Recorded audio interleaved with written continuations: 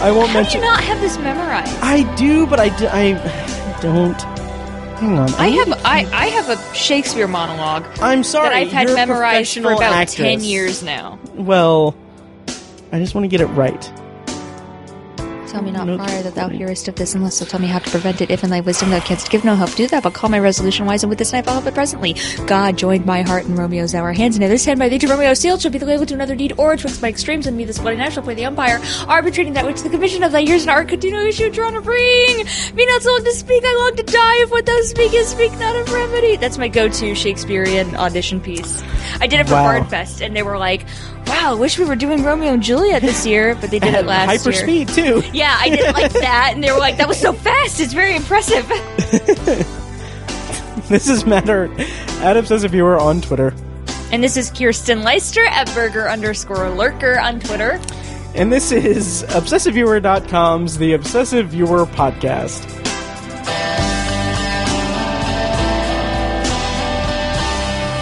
Jingle. Yes! It's beautiful. Yeah. That's really nice. We did that last time, and I realized I don't have the music in my head. I don't know the song. I don't know the song. Hello and welcome. That's not great. Yeah, well, you know.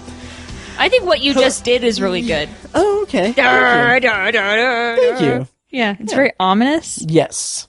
Hello and welcome to The Obsessive Viewer, probably a bonus episode, I don't know.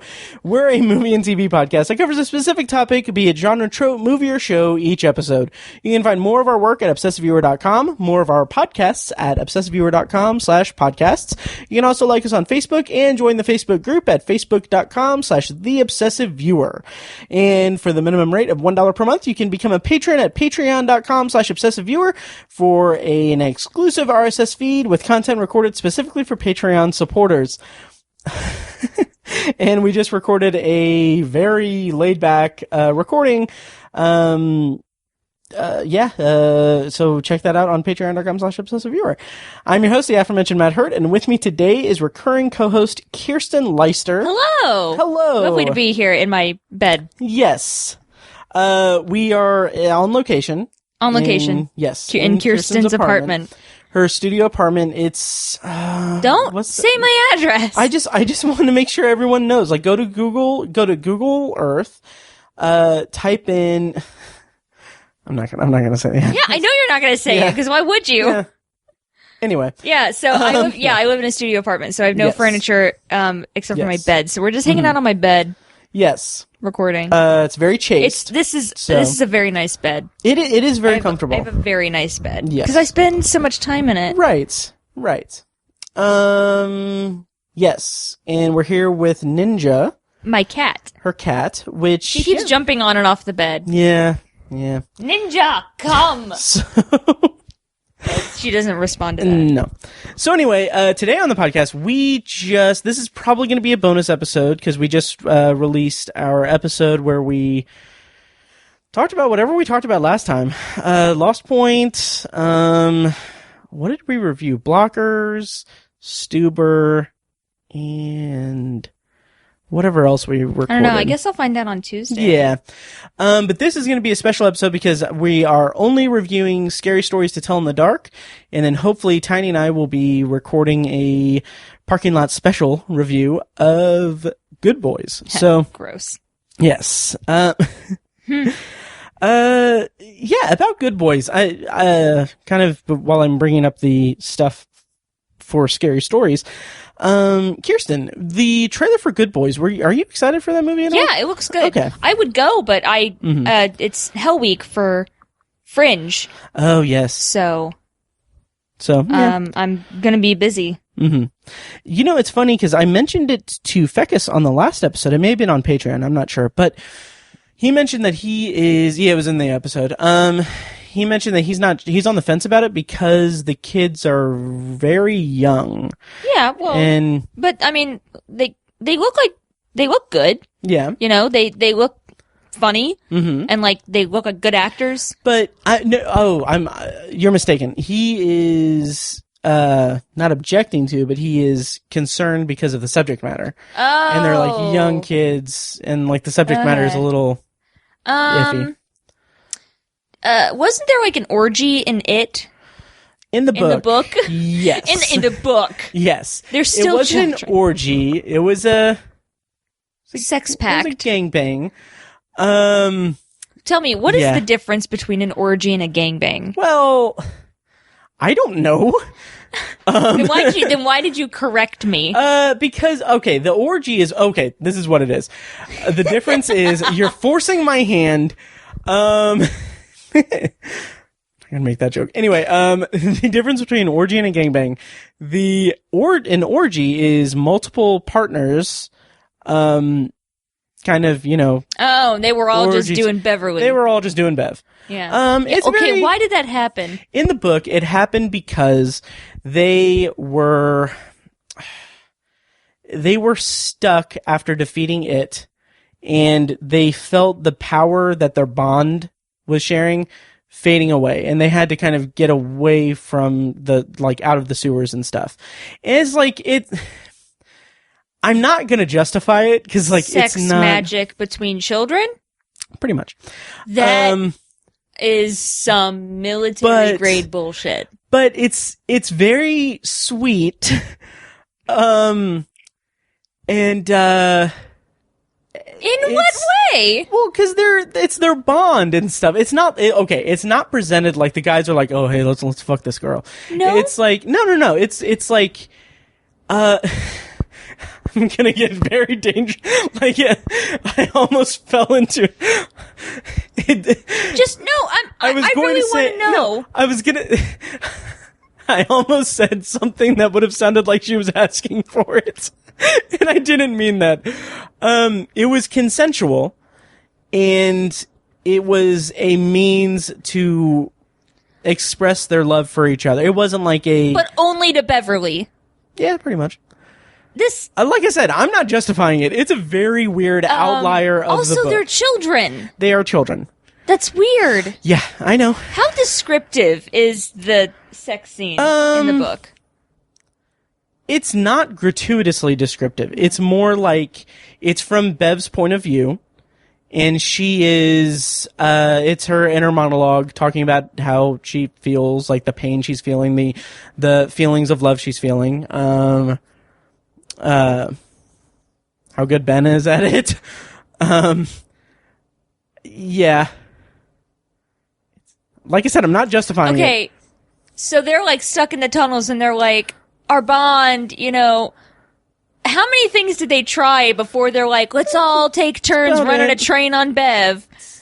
Was that like the first thing? I think that might be the first thing. I mean, how did they know that would work? I don't know. That's such an extreme it's what thing to The try. turtle was telling them to say. The Or to turtle. do. Yeah. The Okay. turtle, which I think you'll learn about in chapter 2. Yeah, I know. I actually know the thing yeah. about the turtle. Oh, good. Yeah.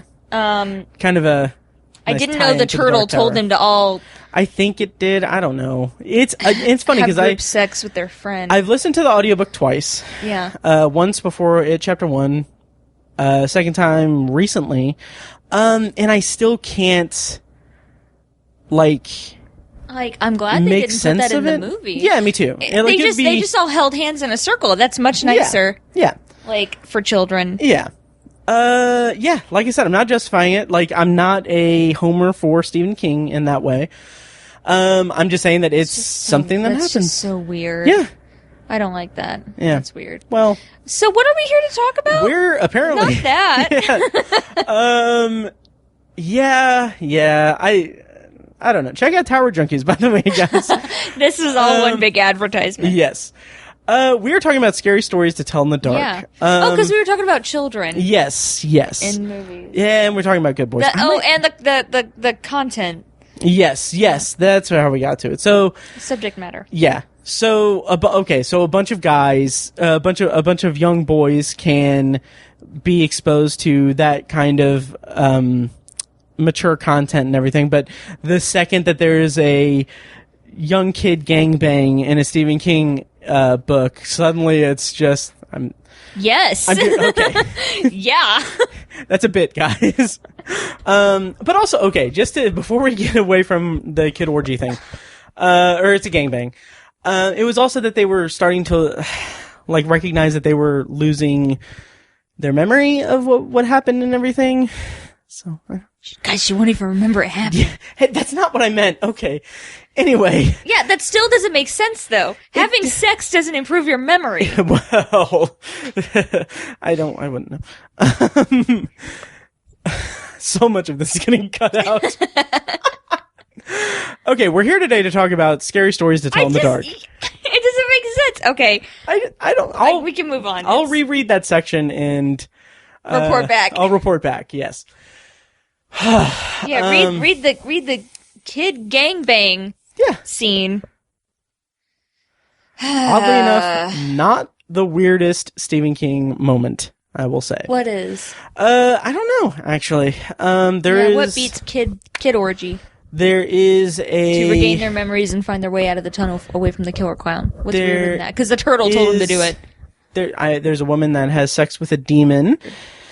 Well, anyway, that's gonna get cut out. Anyway, so scary stories to tell in the dark. God, okay, yes, yeah. So hey, this was good. Yeah, it was good. It was a good movie. Yeah. Why did I look up Good Boys? Dumbass. Hey. Yeah? What? I will not have that type of language in your apartment. Well, I will, dumbass. Hey. Okay. Wow, this is very quick. Scary Stories to Tell in the Dark, we're going to do a non-spoiler review and then probably a spoiler review. So this is, according to IMDb, the plot summary is a group of teens face their fears in order to save their lives. All right. That's it. All right, yeah. Directed by Andre Overdahl and screenplay by Dan Hageman and Kevin Hageman. Also Guillermo del Toro. And this is obviously based on the Scary Stories to Tell in the Dark books by Alvin Schwartz. Mm-hmm. So Kyrsten, I remember hearing or knowing this about you, that you were a big fan of the book. Yeah. We had, now there was the original Scary Stories to Tell in the Dark, and then there was like more Scary Stories to Tell in the Dark, and they had a couple different books. Yeah. We had several of them. Mm-hmm. And I remember a lot of the stories that they highlighted in the movies, like the Big Toe one was one of the really good ones. It? Yeah. Okay. I remember the Mido Teeny or something. Yeah, the jangling man. Yeah. Me Tai Doti. Yeah. It didn't make sense when I was a kid either. Yeah. I mean, lots of really. I remember Harold because that's terrifying. Yeah. Yeah. Yeah, they were really scary. Like the illustrations were horrifying. That's what I don't remember if I ever actually read them. Yeah. Honestly, I remember really like being affected by the illustrations though. Just kind of iconic. And they were really captured very well in the live action movie. Yes. Yeah. Yeah, we'll talk about that. So the movie, I should say, stars a bunch of kids that like are not known. They're not famous. Yeah. So. And also Dean Norris. Right. Michael Garza as Ramon. Zoe Margaret Coletti as Stella. Is she... I'm looking to see if I saw her in anything. No. Gabrielle Rush as Augie. It's probably Gabriel. Not Gabrielle. Shit. Just saying. Gabriel, yes. Gil Bellows as Chief Turner, and Austin Zajor as Chuck. Oh, also Natalie Ganshorn as Ruth. Ruth. Okay, so I know that I saw Augie in something else, but I can't place. Yeah, he does look really familiar. Yeah, looks like he was in Moonrise Kingdom. I didn't see that. Yeah.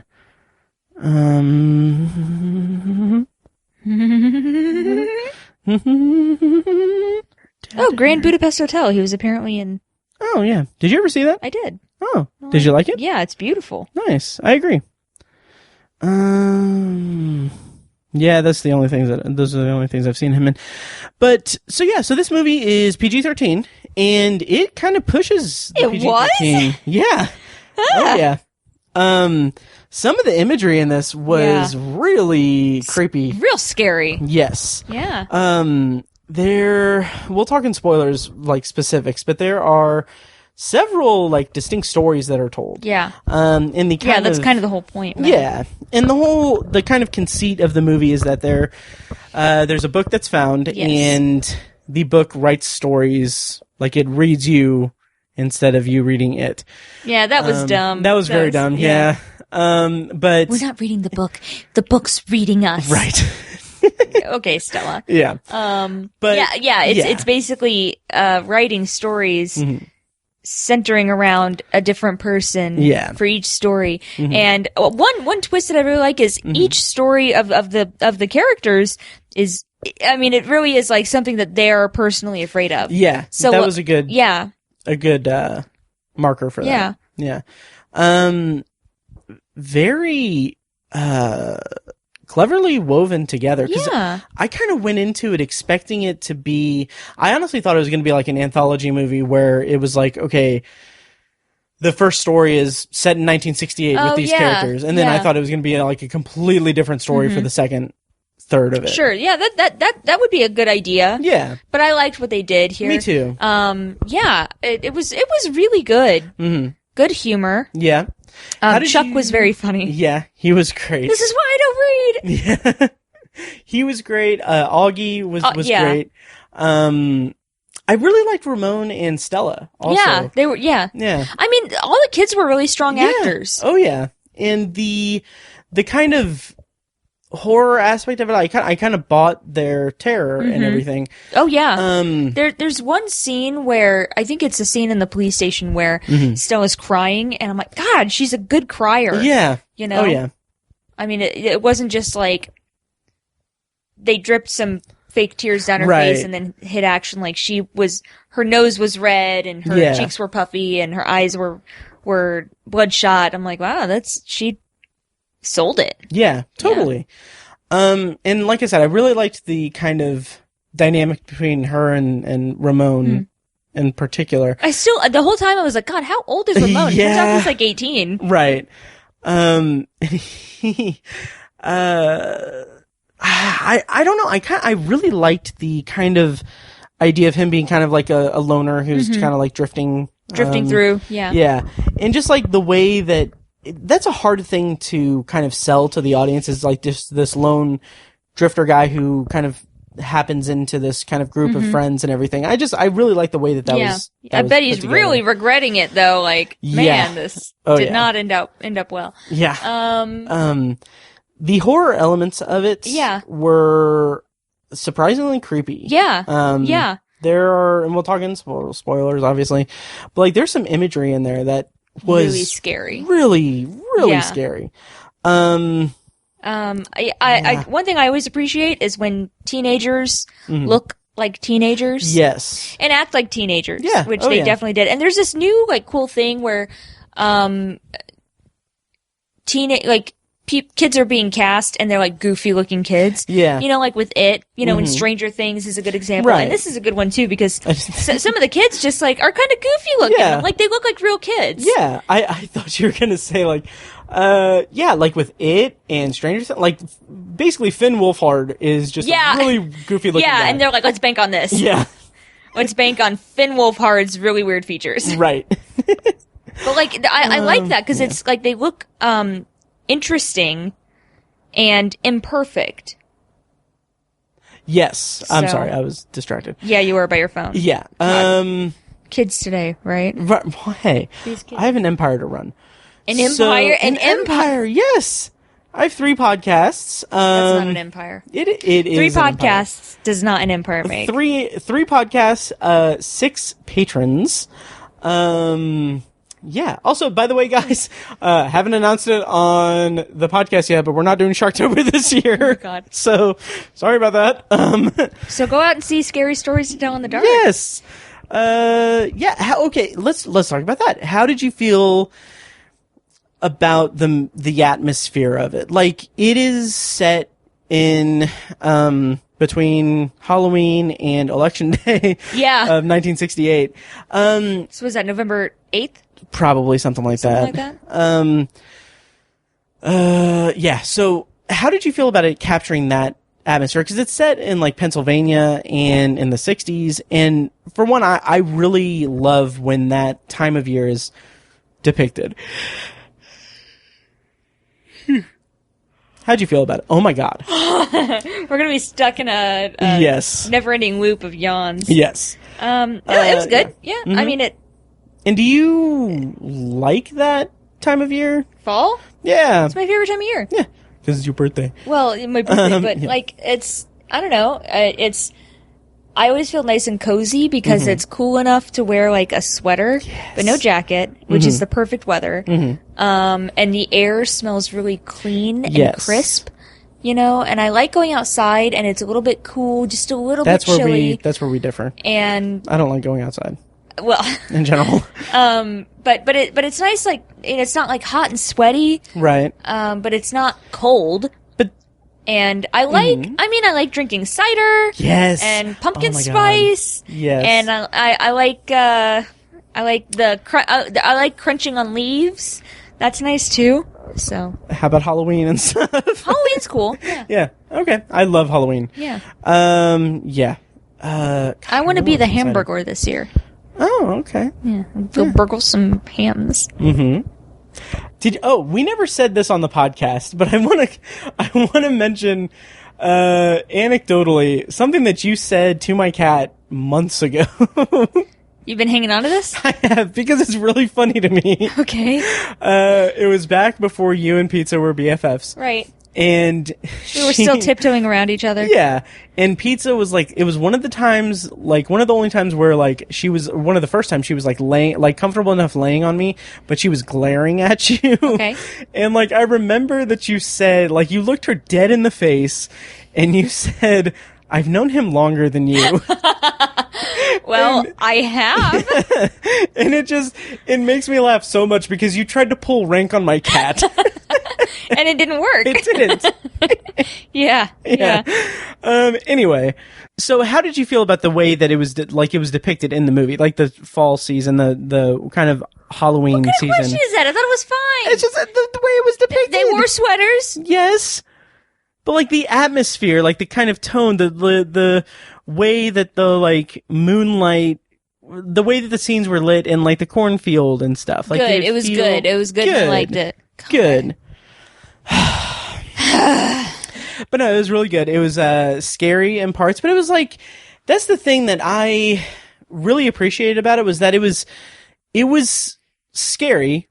It was stories. And it was dark. It was dark. And they were telling them to me. They were telling those stories. But no, it was scary, but it was like, I didn't feel like anxious scary, or anxious scared or anything. Like there were moments that I felt like were intense, but it was very much kind of a more, and maybe this is just more my frame of mind and everything, but it was more like just energetic intensity rather than anxious intensity. Yeah, I get that. Even though, and that's not to say, like that's an interesting balance for the movie to strike, because there are several moments where like lives are on the line. Like there are like, it's not like there's an absence of threat to it. Yeah. So it was a really good balance between like atmosphere, tone, and threat level. The threat level was almost threat level midnight. Yes. Yeah. So yeah, anything else in non-spoilers? Nah. Okay. How'd you feel about the performances? Good. Good. Yeah, I didn't think there was a weak actor. Nice. In the whole movie. And how did you feel about the overall story and everything? It was good. I mean, well, obviously the books don't have a cohesive story because they're all separate. Yeah, they're just collections of short stories. Yeah. So I didn't really know what exactly they were, because I saw the trailer, but maybe only twice, you know? Right. So I didn't really recall exactly what the storyline was. But yeah, I thought they did a really good job of building a story, like a kind of a plot around and let's this go concept. Let's go. Hopefully, I can remember them off the top of my head. But let's go story by story and just kind of give our. Is this spoilers? Brief thing. No, non-spoiler. Before we go into spoilers, just to kind of go story by story, just herald Harold. That Scary. was kind of the first one. Very Oh, scary. man. Situationally More scary. like scarold, am I right? I gotta give you that one. That was pretty good. Thank you. Broing out, high five? Yeah! All right, we high-fived. Okay. Yeah, first of all, Harold looked scary. Yes. And like I said to you, there's something inherently creepy about cornfields. Cornfields at night. Yes. Yeah. Like I just recently read Children of the Corn, the short story by Stephen King. Classic scary corn story. Yes. And it is frightening. It's a very good Something story. about corn is just like, ugh, what? And the crazy thing, like, not to go on a tangent, but the crazy thing about Children of the Corn is the moment where the corn, like, after they've, like, pretty recently after they've been grown, start banging each other. But only the one girl corn. Right, yes. But somehow that connects all of them. Right. I'm sorry, that is such bullshit. Hey, read the book. So you're defending it. I'm not defending it. I'm just saying.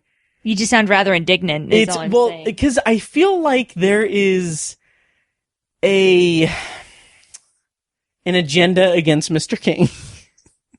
I have an agenda against child gangbangs. Well, I'll admit that. Don't knock it till you try it.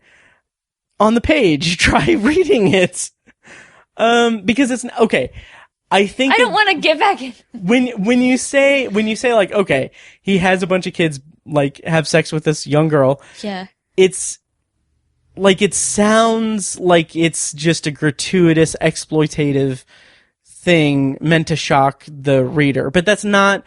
And like I said, I'm not defending. I think it's like I said, I've read the book twice. I don't think. Why don't they just believe in the power of friendship like normal kids, like on Yu-Gi-Oh? Well, you know. Okay. But what the power of friendship and the heart of the cards, and what I'm saying is that as misguided and non-specific as his intention was for it, by my account, real specific. I think he wanted a bunch of kids to bang each other. Well, and so he wrote about it. If I know the timeline, he was pretty mixed up on coke at the time. Well, but that would maybe explain it. But it's not like he did it to gross out audiences or make audiences uncomfortable. He had as misguided and non-specific a purpose as it was, there was a purpose for it. Don't. Yeah. And it's not my favorite part of the book. Not by any stretch. Second favorite, maybe. No. It slows the action. Everything. That's why you don't like it? Well, God, you're so fucking weird. Look, can we move on? Yes. So scary stories to tell in the dark. Okay. So Harold was, harrowing. That wasn't as good as Scarold. I had to get away from the child gangbang. And I really like the resolution of that, which we'll talk about in spoilers. Yeah. And then after that was the big toe. The big toe. The big toe. Yes. Which was, it's one of the stories that I remember most clearly. Really? Okay. Yeah. Was it true to the story? As I recall, in the story, it's a boy and he's working in the garden. Okay. And he sees the toe and he's from a poor family. And so he grabs the toe and he's going to take it home. Okay. And it is stuck and he pulls it out and then he hears a scream. And so he takes it home and he puts it in the stew to eat it. And then I think it was a man actually in the story whose toe it was. And, and who took my toe? And he comes in and he kills the kid, I guess. Yeah, well. So a little bit different, but. Yeah. It's hard to say. Again, scary. Very scary. Yeah. Surprisingly scary. Yeah. And just gross. Yeah, he ate that toe. Yeah. But that's not. It's expected. But no, they didn't shy away from it, which I was very appreciative of. Yeah. And very grossed out by. The part with the fingernails. Oh yes. God, that always anything with fingernails or toenails or teeth nails. Yeah. Teeth nails creep me out in movies. Mouth nails. Mouth nails. Your mouth nails. Yes. So. Yeah, that was scary. Very effective story, and that was kind of our introduction to the conceit of the movie. Yeah. Then the next story Was Ruth. that wasn't the introduction. Harold was. Sorry. The spiders. Yes. The red spot. The red spot. What I remember most about that story was the illustration that went along with it, because it was like this gaunt, pale face with the burst. I remember that now. The long dark hair. Oh wow! I remember it very vividly. I honestly think I may have blocked that out of my mind, to be honest, from my childhood, because I have such a fear of spiders. That scene was difficult to watch. It was very difficult. Oh god! Like that, and just the way that it grows, like the titular red spot, is so just unnerving. Yeah.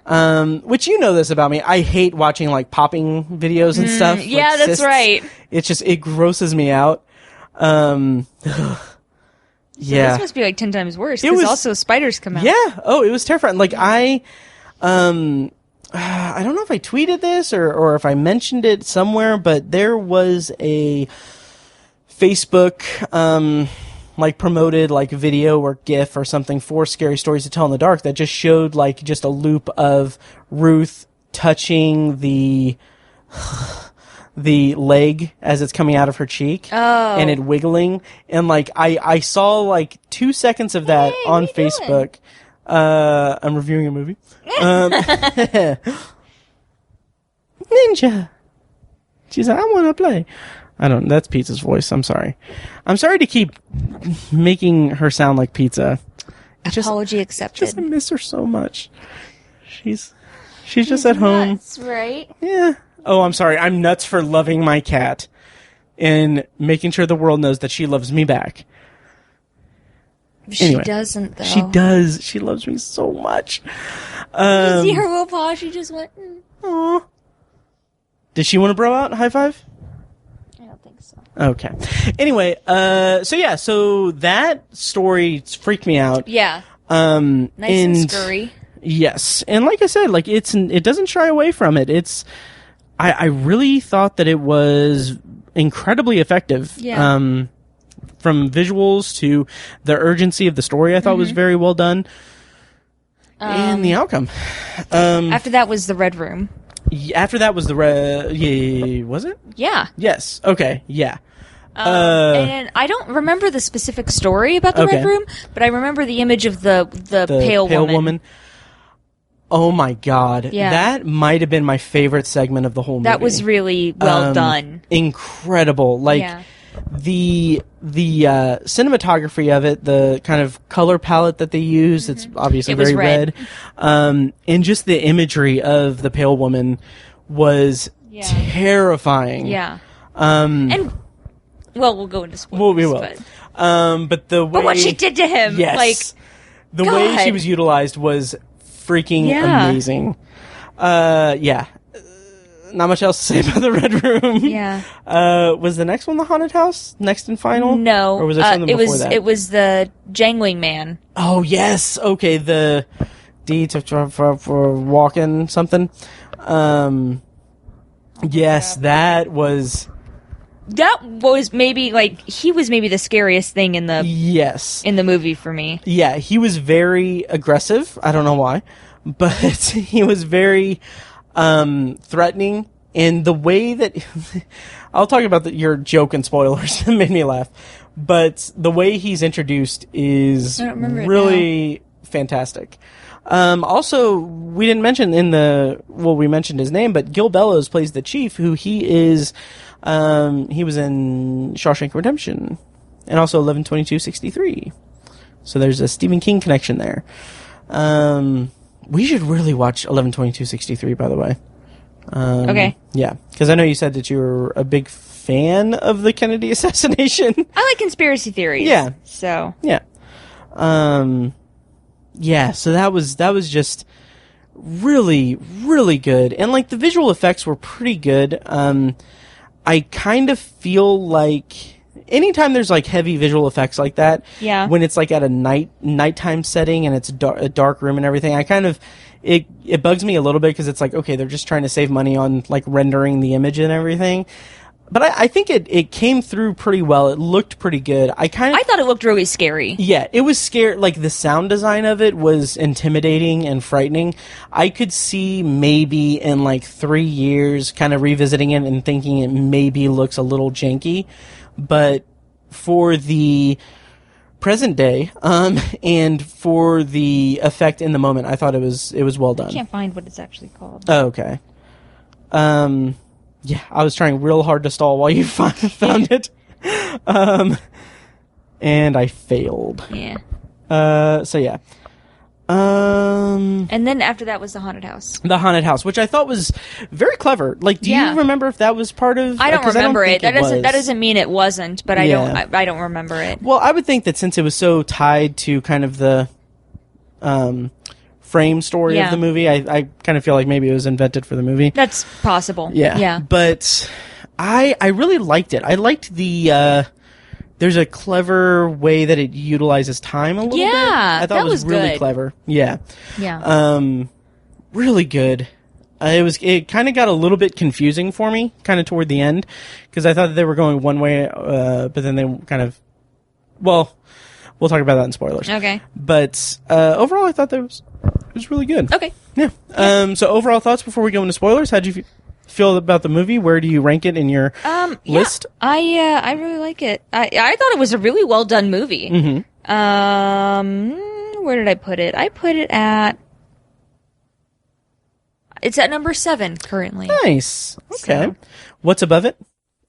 Ma. And like what's Ma. below it? Stuber. Nice. And what's your number 1? Avengers Endgame. And what's your number last? Palms. Okay, nice. Also, by the way, I think if my tags on Letterboxd are correct, we're up to 89 movies in the theater, you and I. Nice. Over the last 5 years. When we get to 100, I want to do a special episode with you about it. Okay. So, yeah, where we rank them 1 to 100. What is wrong with you? Tearing up my blinds. Get over here. Pizza tore up my blinds really early. Up my blinds. Yeah. Have I told you the story about why I have the bed sheet up over my window in my bedroom? I'm guessing it was because of pizza? Pizza destroyed my blinds. Yeah, that's a good story. Yeah. So I just have a bed sheet over my window, and then Pizza tries to jump up on the top of the windowsill, and she'll like stretch her legs out because she's stupid. So yeah, but once we get to 100 movies, I want us to sit down and have a party. Rank 1 to 100. Are you for real? Go through each. Well, okay. No, obviously not. We'll go from 100 to 1. I believed you because you do weird shit like that. We'll start at number 100. We'll compare notes. We'll watch them all. Yes, we'll watch them all again. Watch all the movies. Yes. In order. Yeah. It'll take 4 years. Yes. I'll give you a list of the 100 movies once we hit 100, and then maybe each of us pick our 10 favorite of the 100. God. And then it'll be a good episode. So let's go into spoilers for Scary Stories. Let's do spoilers. So I'm going to play a clip from the trailer right here. And then when we get back, we are going to spoil Scary Stories. Hey, what's going on? Tommy's missing. Tommy's name was in the book. There's no way it's actually connected, right? Okay, what if what happens in the book is exactly what's happened for real? Oh my god. Andy! Stella! Listen, you're in the next story. We're reading it right here. It's a corpse looking for her missing toe.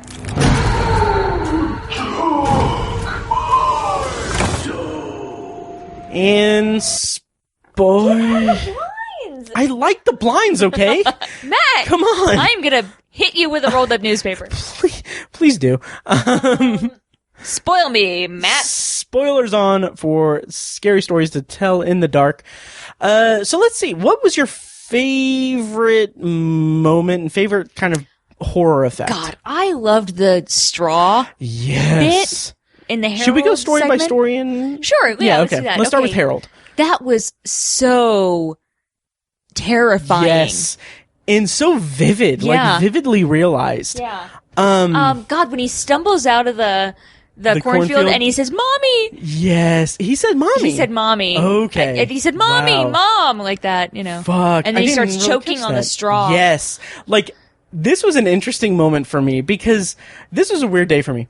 Because Weird day for me. when Harold sticks him with the rake. Yeah.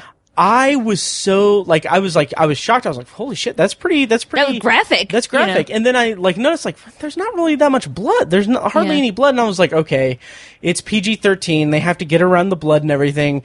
And then as they he sure got around it. Yeah.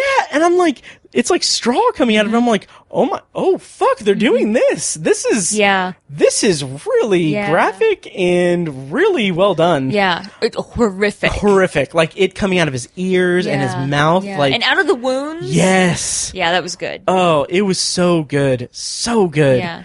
And it didn't really cut away from it or anything. It was just very up close and personal. Man, yes. Yeah, that was good. That was really good. Right. Yeah. Ninja. Stay out of the blinds, you butthole. Look, like I said, I like the blinds. You're a butthole. Right? Hey, we are in your apartment. Yes, we are. On my podcast. Yes. Yes. You're a butthole. Okay, thank you. Okay. Big Toe. The Big Toe. I was so sad that Augie died because I had already said that's me. Yep. I'm such an Augie. I wanted to stop.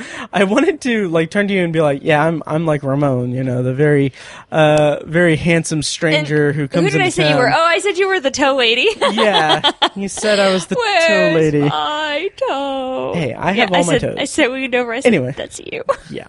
Yeah. I identified with Augie. Yes. Because he was the skeptic. Yeah. And he was the one who was like, shouldn't have gone in that haunted house. Oh, yeah. Shouldn't have taken that book.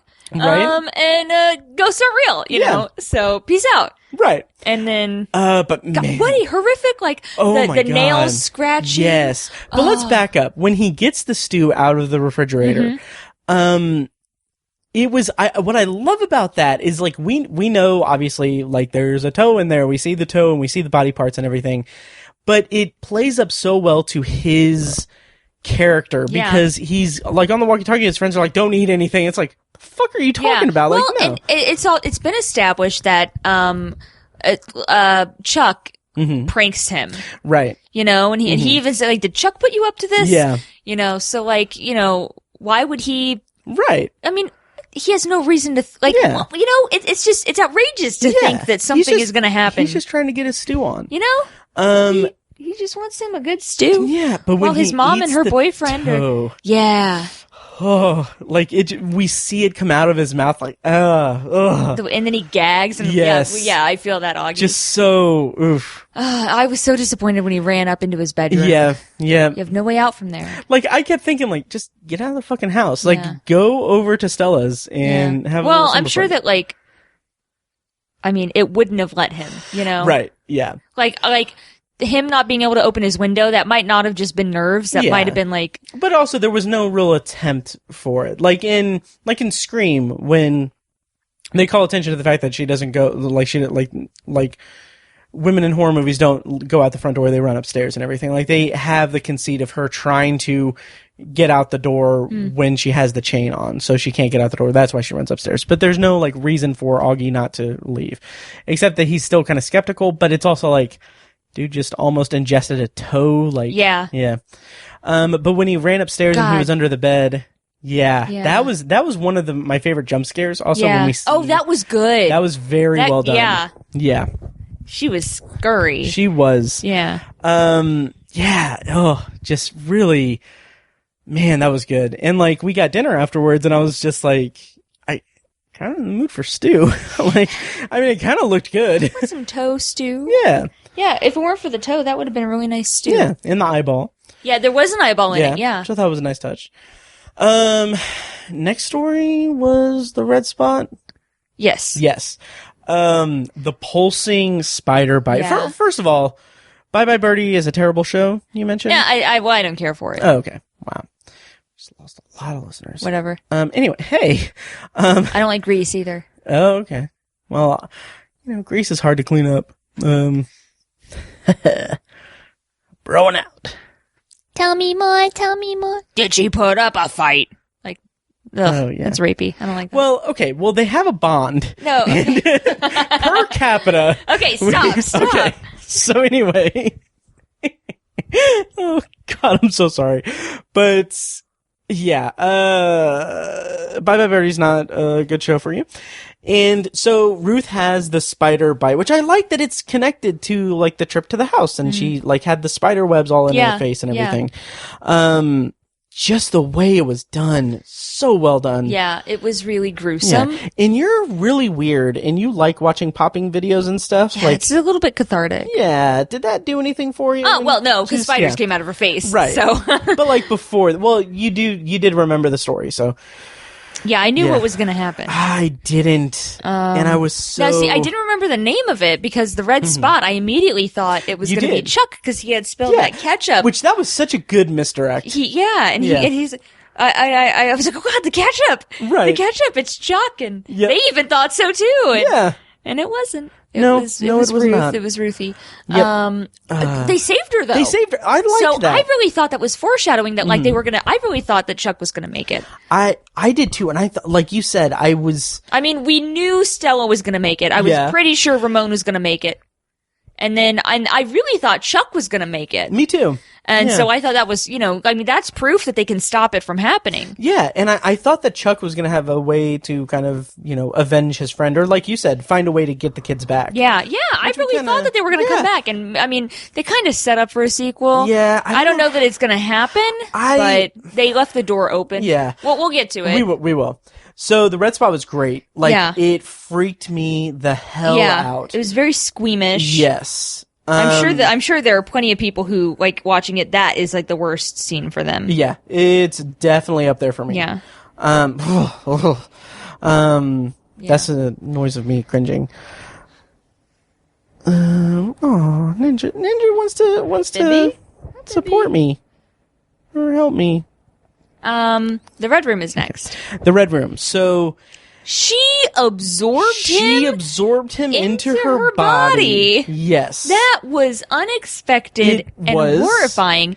Like, he was like, she hugged him so tight, and I was like, oh, like, she's gonna smother him. Or like crush him or something. Right. And then it's just like... Yep. And then she just, like, pats herself down and is like... Just, what a way to go, first of all.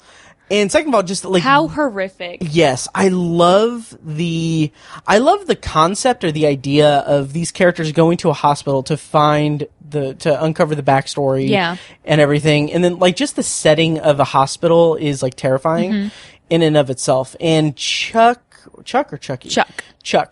in the hospital, like with the alarm sounded, where it's all red. Yeah. And I just could not believe he didn't go with them. Yeah. I mean, it's been proven that, like, if you're with other people, you can stop it. Yeah. So, like, that, I mean, for me, that's the easiest thing. Just stay together. Right. Yeah. But then again, when the jangly man came in, there were 3 people in there. True. But also, and then also it was like he was trying to be proactive, and like because they were going to the Red Room. I would have still, I still would have stayed with the group. Yeah, and I'm like, let's just hold hands. Nothing weird about it, right? We'll just hang out together until we figure it out. Yep. But that was so scary. It was so suspenseful. Yeah, the idea of her being in like every hallway and him turning and then slowly and that big plastered grin. Yes. That was scary. So so creepy. So creepy. I wanted her when she came over and like grabbed him. I really expected her to say, "This is an evil place." Because that's what happened in his dream. Right. Yeah. And it didn't happen. No. But I kept thinking, and this is nitpicking, and it's not a mark against the movie, but I was like, just go around her. I was thinking that too. Like, then, dodge and weave, Chuck. Yeah, but then, like, obviously, I mean she was everywhere. Yeah, and I mean, he was petrified. Yeah, exactly. Because that was, like, his worst nightmare come to life. Yep. Very effective. Just super creepy. I remember... Loved it. When those first stills came out... People were like ragging on it, you know. Really? I think maybe they were unrendered. They were like incomplete. Okay. You know. But everyone was like, "Oh, this isn't going to be good" or anything. And I'm like, it was really scary. Yeah. You know. Oh yeah. Maybe it's all about context. Yeah. In a situation like this, but she was very scary. She really was. Yeah. Yeah. Anything else on the? That one was called The Dream. That was the Red Room. No. It was actually the story was called The Dream. Oh, was it? I just remembered that. Yeah. Oh. Yeah, because I remembered that because I was like, the Red Room would have been a lot better, but then I realized, like, it was probably because the previous story was the Red Spot, and they didn't want to confuse it. Oh, that makes sense. And they didn't call attention to the fact that it was called The Dream, it was just on the page. Okay, all right. Yeah. So anyway, the nenext story was the Jangly Man. But it was called the Dito Mito something. Walker. Okay, so your joke. When the body parts are coming down the chimney, I don't remember what my joke was. you turned to me and was like, "Where's the dick?" Oh yeah, Yeah. yeah. So the head fell out first, Yes. and he's like Mito Dito, Yes. or whatever it is that he says. And the cop is standing right there, Right. and he's like, "You gotta be shitting me!" And Yes. he unloads his gun into does. the head, and then he's like, "Ah!" And then Right. the rest of his body parts fall down the chimney after him. So cool. It was really neat, and then they're Yeah. like all pulling themselves together to Yes. form the person, and I was like, "Yeah, where's the dick? Right. Where's his dick at?" Yes. They never showed the dick, They didn't. but that dude was PG-13, scary. He was like, Yes. all just oh. Disfigured, well, not disfigured, but like disjointed. Yeah. And he would like rearrange himself, Yes. And like, and the way he forced himself between the prison bars. that was cool. Yeah. That was really cool. Cause like when he was forcing his head through, I was like, well, I mean, this isn't like, it's fine. Like he's there's no way he's gonna get his torso through it. And like, it just kind of melds through it. Yeah. It's just like, ugh. and like the bones cracking and everything. Yes. That was really Oh yeah. yeah. Very cool. And when he snaps the chief's neck, Mm-hmm. like, holy shit, that was surprising. Brutal. Yes. And what I said was, and then they escape. Everyone's You were gonna like, think "Where's that the chief's dick?" everyone's gonna think that they killed the police officer. Yeah. And then escape, like they somehow killed him. That's then true, escape. because that's never addressed at the end. And it's like, yeah. I mean, like, what alternative is there? Right. They're not going to believe that a jangly man fell down the chimney in pieces. Exactly. That's a good point. Yeah, I don't know. Because the next guy is going to come in for a shift and be Right. like, "Here we go, I brought coffee," Yeah. And then they find like the cells are open, the keys are on the floor, and the chief is dead, Yeah. and the dog's pissing himself in the corner. Right. And the chief has unloaded his entire gun. Right. He'll probably be bullet holes in the floor. Yeah, that's true. Like doesn't paint a good picture. No, not so much.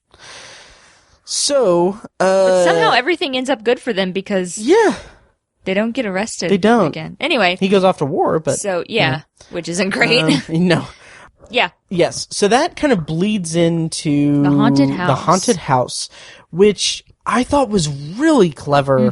Kind of the dual timelines. Yeah. And how she is Sarah. Yeah, she becomes Sarah. Yeah. And like I was thinking that they were going to go full-fledged, like she's actually Sarah, and like she was always going to be Oh, Sarah. that's what you thought. Yeah, and I was like, I never thought that. Yeah, I was really, because, okay, when they first go to the haunted house in the beginning of the movie, I kept thinking like, okay, Ramon is like involved with this in some Oh, way. you thought 'cause- so? Yeah, because he's the mysterious stranger. I didn't think so. I thought he was just a mysterious stranger. Yeah. Well, that's the thing. Like I kind of like thought that I was going to be like a step ahead of everything because like he knows how to pick the lock.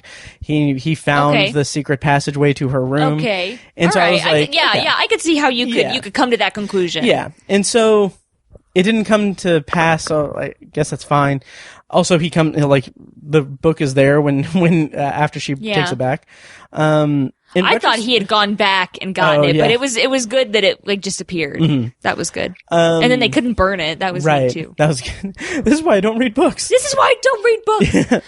Oh, Chuck was great. Yeah, he was funny. So the actual haunted house. How'd you feel about the dual? It was neat. timeline I thing? really liked how her glasses fall off. Yes. And then the kind of Ramon finds thing. her Yeah. glasses.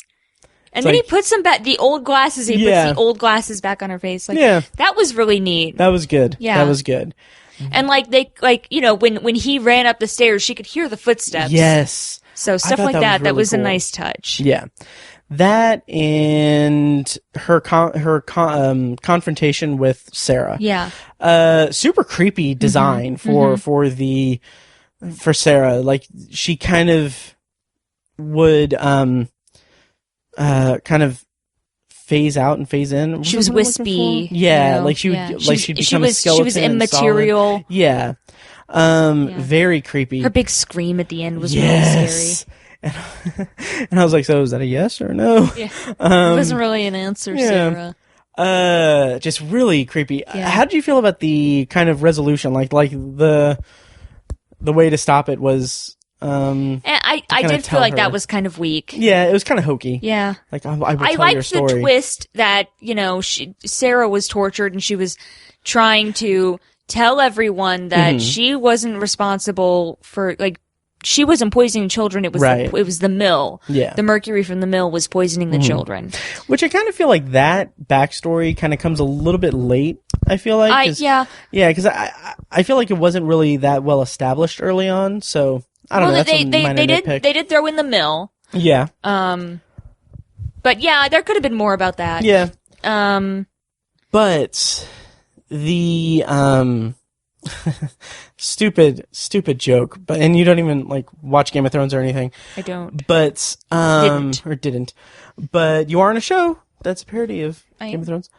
But Opens next week. yes, or tonight if you're listening to this the day that it releases. So, but like when she has the book and she's about to write the story and everything, I thought like, Use your blood. yes, that was creepy too. I was like, oh, well, I mean, Well, they said that she wrote it using the missing children's blood. it's also like, okay, you're making a lot of demands here, Yeah. lady.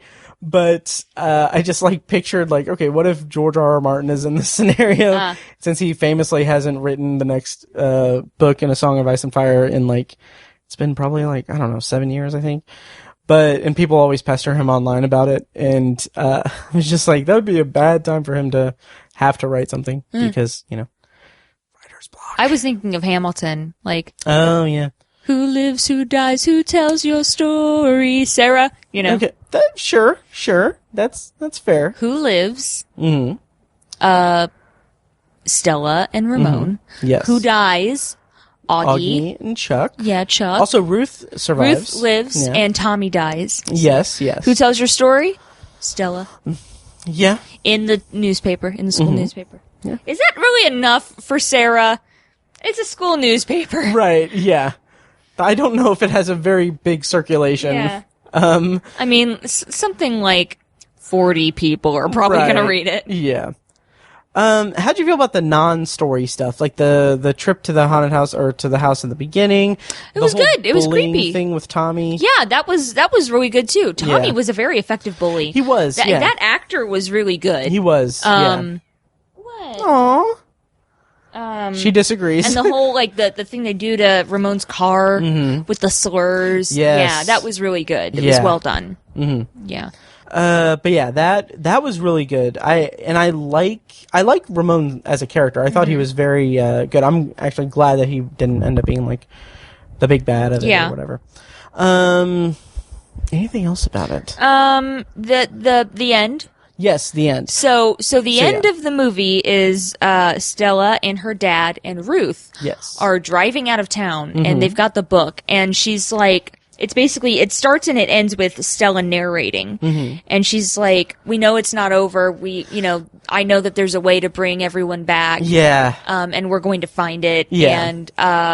And that's it. So I'm like, they're leaving the door open for a sequel. Yeah, and I think it's a cohesive story. Yeah. I mean, I thought that they were going to bring back all Me the too. kids Yeah. and like there would be just like a slew of kids, Right. who came back at the exact same age as Yeah. when they disappeared. Like, Right.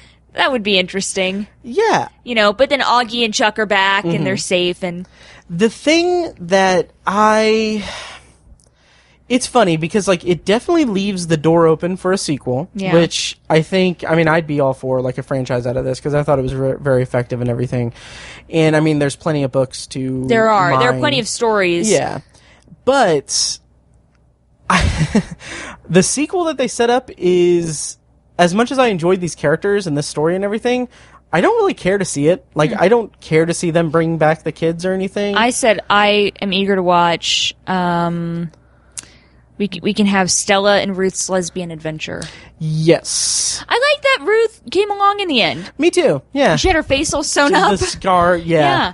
That was good. And the chief was like, yeah, she's going to be in a mental institution for the rest of her Right. life. And first of all, I was like, how do you know that? Yeah. Like, she's been there one day. But then again, you also... can't evaluate her I can't blame him for that, because if I was in her position, I'd be like, yeah, fucking lock me up. Yeah. But I mean, well, that's the only thing that could be explained naturally, though. Like I don't think there's ever been a documented case of an insect of any kind or an arachnid laying eggs in a person. Thank God. You know, and them hatching. Yeah. But, like, I mean, that's something that plausibly could happen. You know, even if it's not possible, it's plausible. Yeah.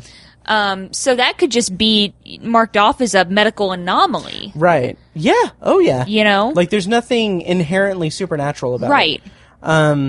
Yeah. That's the only scenario. Yeah. It's a case for BuzzFeed Unsolved Supernatural. Yeah. Honestly. We should call the Ghoul Boys. We should. But yeah, that just, oof. Oh, I was gonna say something, but I forgot. But like the idea of them, because I would love like the next does movie. she tell like her dad everything that happened? Yeah, he's very And he accepting. believes her. Yeah. Like, Oof. oh, I know you didn't kill that cop. This outrageous Right. story is much more believable. Yeah. Also, I kept thinking like when she was trapped in the house and she was like in the past or whatever. When she was in the past When or she was in whatever. the past or whatever. When she keeps yelling like "I'm not Sarah, I'm not Sarah," like.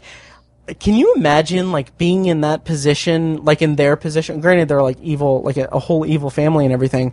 But can you imagine, like, being in a position where you are, like, your consciousness is transported into a different, like, world or whatever? Like, you don't understand, like, you can't explain it naturally or anything. Yeah. And, like, the thought of just, like, having to tell people, like, I'm not mad. I'm not mad. You're doing, like, this is wrong. I'm not mad. I'm not actually who you think I am. Like, it was... Yeah, terrifying. That is terrifying. Yep. But yeah, the whole setup of them, like, as much as I like the characters and stuff, I would be totally fine with this being a contained story, and then the next movie being, like, to kind of follow the trajectory of the books, more scary stories to tell in the dark, and be just a whole new set of characters, a whole new, like, framing narrative. Would it be, does someone else find the book, or is it something else that's happening? I would be, if they can find... I would probably prefer a completely different scenario. Okay.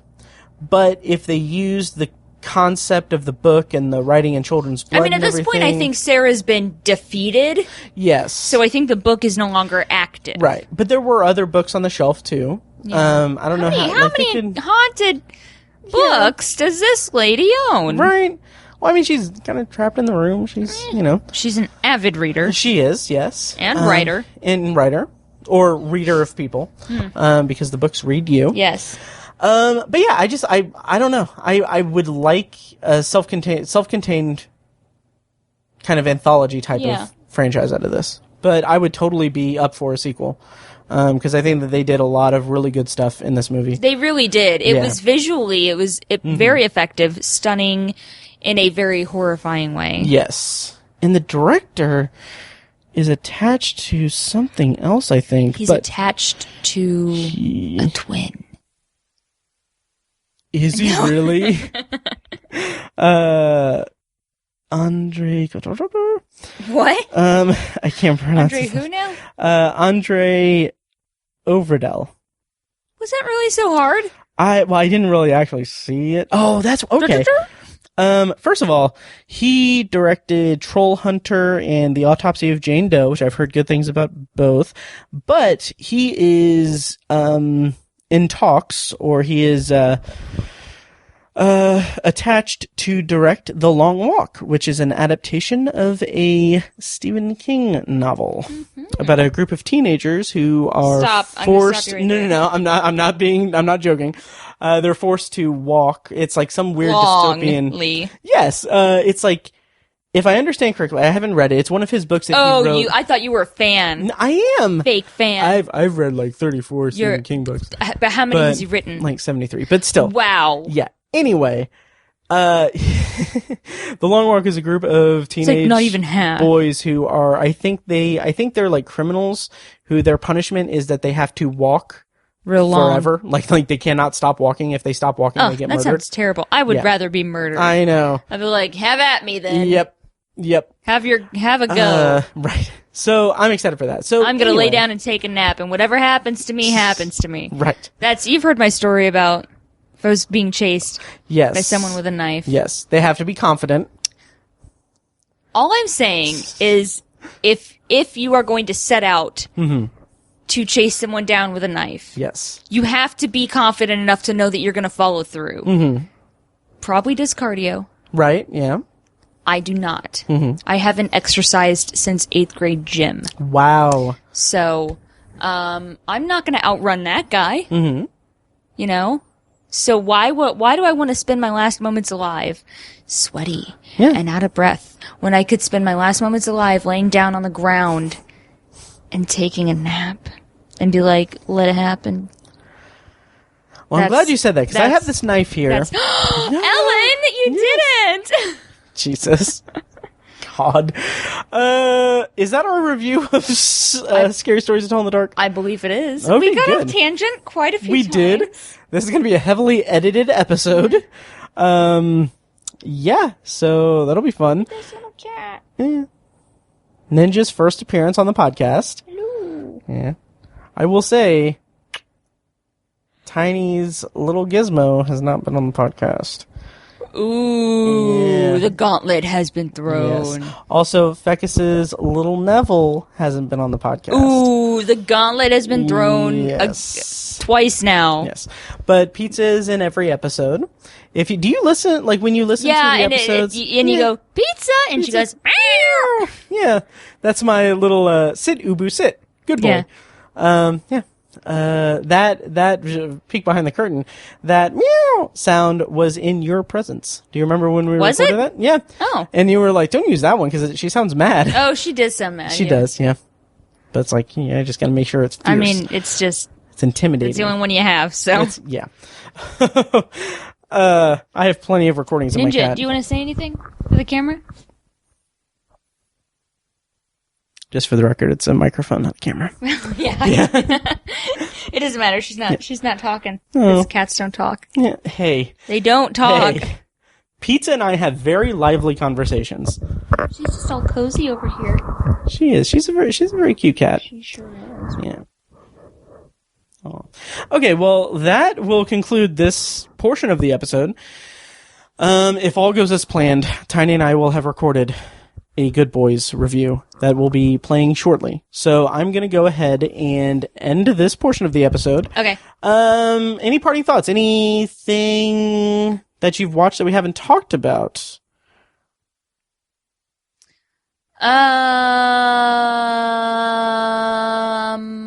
I did watch that Trump documentary series. Oh yeah, Trump.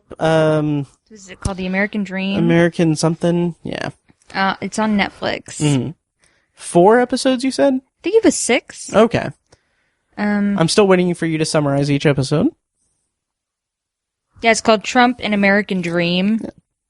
Was it good? Did you learn anything? Yeah. Okay. I did. It was good. It talks about his upbringing, his family, the scandals met along the way. The small loan he got from his father. Yeah, how he rose from kind of a joke. Mm-hmm. I mean, he is still a joke, but and his first presidential bid and how it fell through. Yeah. God,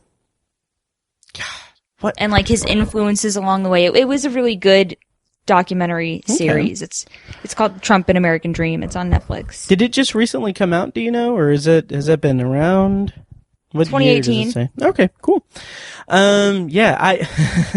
Ooh, conspiracies. I'm into those. Nice. Oh, I've watched this. Oh. A couple things before we go. You and I are dorks. Yeah. From what Molly and Yuri told me. Yeah. Because I screenshot us talking about seeing. Do you do this a lot? Screenshot our conversations? Yeah, not our conversations. I screenshot a lot of conversations. But basically, I had texted Kyrsten, and I said, Leister poop butt. Yes. I actually changed that. I actually, now you're just Kyrsten Leister. What an upgrade. Not well. But should we recreate this? Let's reenact it. Oh, I don't. Yes. Hold on. I don't know what you're reading, though. The text messages. Which one? The Dear Kyrsten and Oh. The response. Yeah, see, you didn't tell me. Well, you were looking right at my phone. Yeah, I couldn't see it, though. Like, first of all, you have blue on black. Yeah. Which is not easy to read. It's like that movie that's coming out called Black and Blue. Okay. Yeah. Okay. Dear Kyrsten, I hope this text message finds you well. Oh, by the way, these are the text messages that we exchanged in our in planning to see scary stories to tell in the dark. Dear Kyrsten, I hope this text message finds you well. Here are screenings for scary stories on Saturday. Let me know what you think at your earliest convenience. Sincerely, Bartholomew W. Hurt. I'm just going to read my response. Yes. Dearest Bartholomew, how lovely to hear from you, and to discover that the typhus has not taken you as I feared. We should patron the cinema on the eve of this nearing Saturday at 5 past noon and enjoy a spot of refreshment after.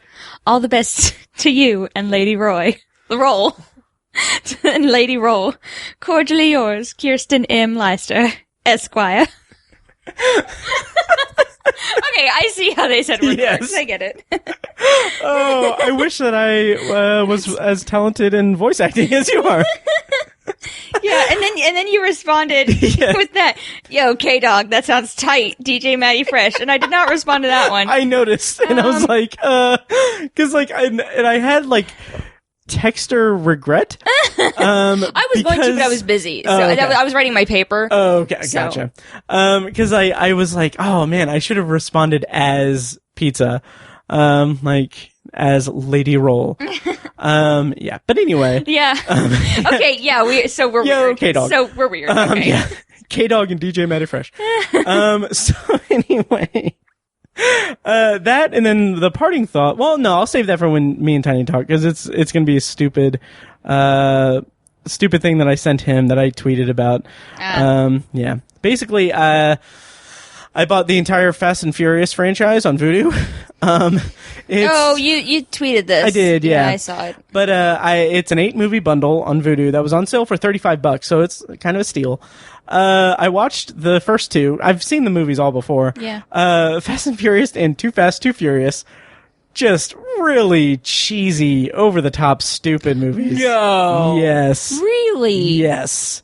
I never would have gathered that, but based on the everything. But kind of a delight. Like, this is before it turns into A-team style action, world-saving, super blockbuster stuff. And there's this podcast. I haven't listened to it, but there's a part in the movie where Paul Walker is frequenting the Vin Diesel's like shop, and he's flirting with Vin Diesel's sister, and he always orders a tuna sandwich. And the guy, the kind of toxic masculinity guy of the crew, doesn't like him because he's flirting with Vin Diesel's sister. So he confronts him, and he's like, "Hey, why do you keep coming here?" And Paul Walker's like, "I like the tuna." And the guy, Vince, is like, "Bullshit, no one likes the tuna here." So there's a podcast called No One Likes the Tuna, and it is a Fast and Furious podcast where they watch the franchise over and over again. And What? each episode is a new viewing of the movies. So like they have like a whole series. What? Yeah. How many times have they been through it? I looked at their most recent episode. Again, I haven't listened to the podcast, but they basically have like when their first time through the series, they call it Cycle 1. The next time it's Cycle 2. Okay. As of when I checked last night, they're on Cycle 11.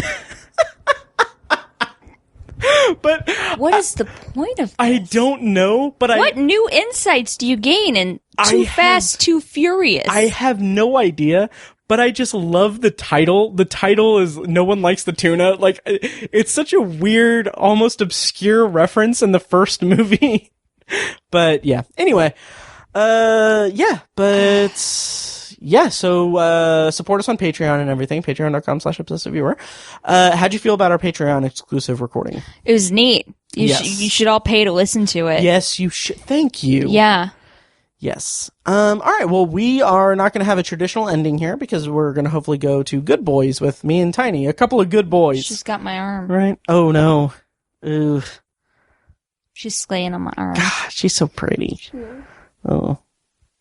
Anyway, all right. Thank you guys so much for listening, and enjoy this review of Good Boys with, like I said, a couple of good boys, me and Tiny. Yeah. Parking lot special with me and Tiny. A couple of good boys. Good Boys parking lot special. Okay, signing off from Kyrsten's bed. Okay, bye. Bye. Okay, so you guys just listened to the first part of this episode, and I talked about how we would have a review of Good Boys by two good boys. Hey. Hey, Tiny! But about that... Yeah. Yeah, so, first of all, let me go ahead and say that, Kyrsten's show is still going on right now. It is at the Indie Fringe Festival this year. Vamping, what's it called? Game of Crows. Okay, so you can see Kyrsten's show. What's today's date? The 20th? 20th. Yes. So the last two performances you can see is Friday, August 23rd at 10:30 p.m. Jesus, 10:30 p.m. And Saturday, August 24th at 7:30 p.m. That is at the Marat Shriners Room. You can find more information at indiefringe.org. Tiny, are you going to make either of those performances? I don't think I'll be able to. Motherfucker. I know. Son of a bitch. Yep. I actually saw the show last weekend, and it is very fun. It's a very funny show, and Kyrsten's great in it. And also, their previous Indie Fringe show is available on YouTube. They had Who's Minding the Snapper, I can't remember the rest of the subtitle, but it's basically a parody of Father Ted. I'll put a link in the show notes to that YouTube video. It's cool because one of the characters in like their roster of characters that they do each year for this Father Ted parody thing called Father Ned is a priest named like Father Dermot McDermott. And he's kind of like a dim-witted kind of like comic relief or kind of comedy lightning rod. And in Who's Minding the Snapper, they did like a gender reversal thing. So Kyrsten actually played Dermot McDermott, and she was fantastic. So nice. I'll put a link to that YouTube video in the show notes. So you guys can finally see Kyrsten perform. Cool. So, are you going to make it to watch one of those YouTube videos or that YouTube video? I will. Good. I'll do that. Good. So, as I said before, we were primed and ready to...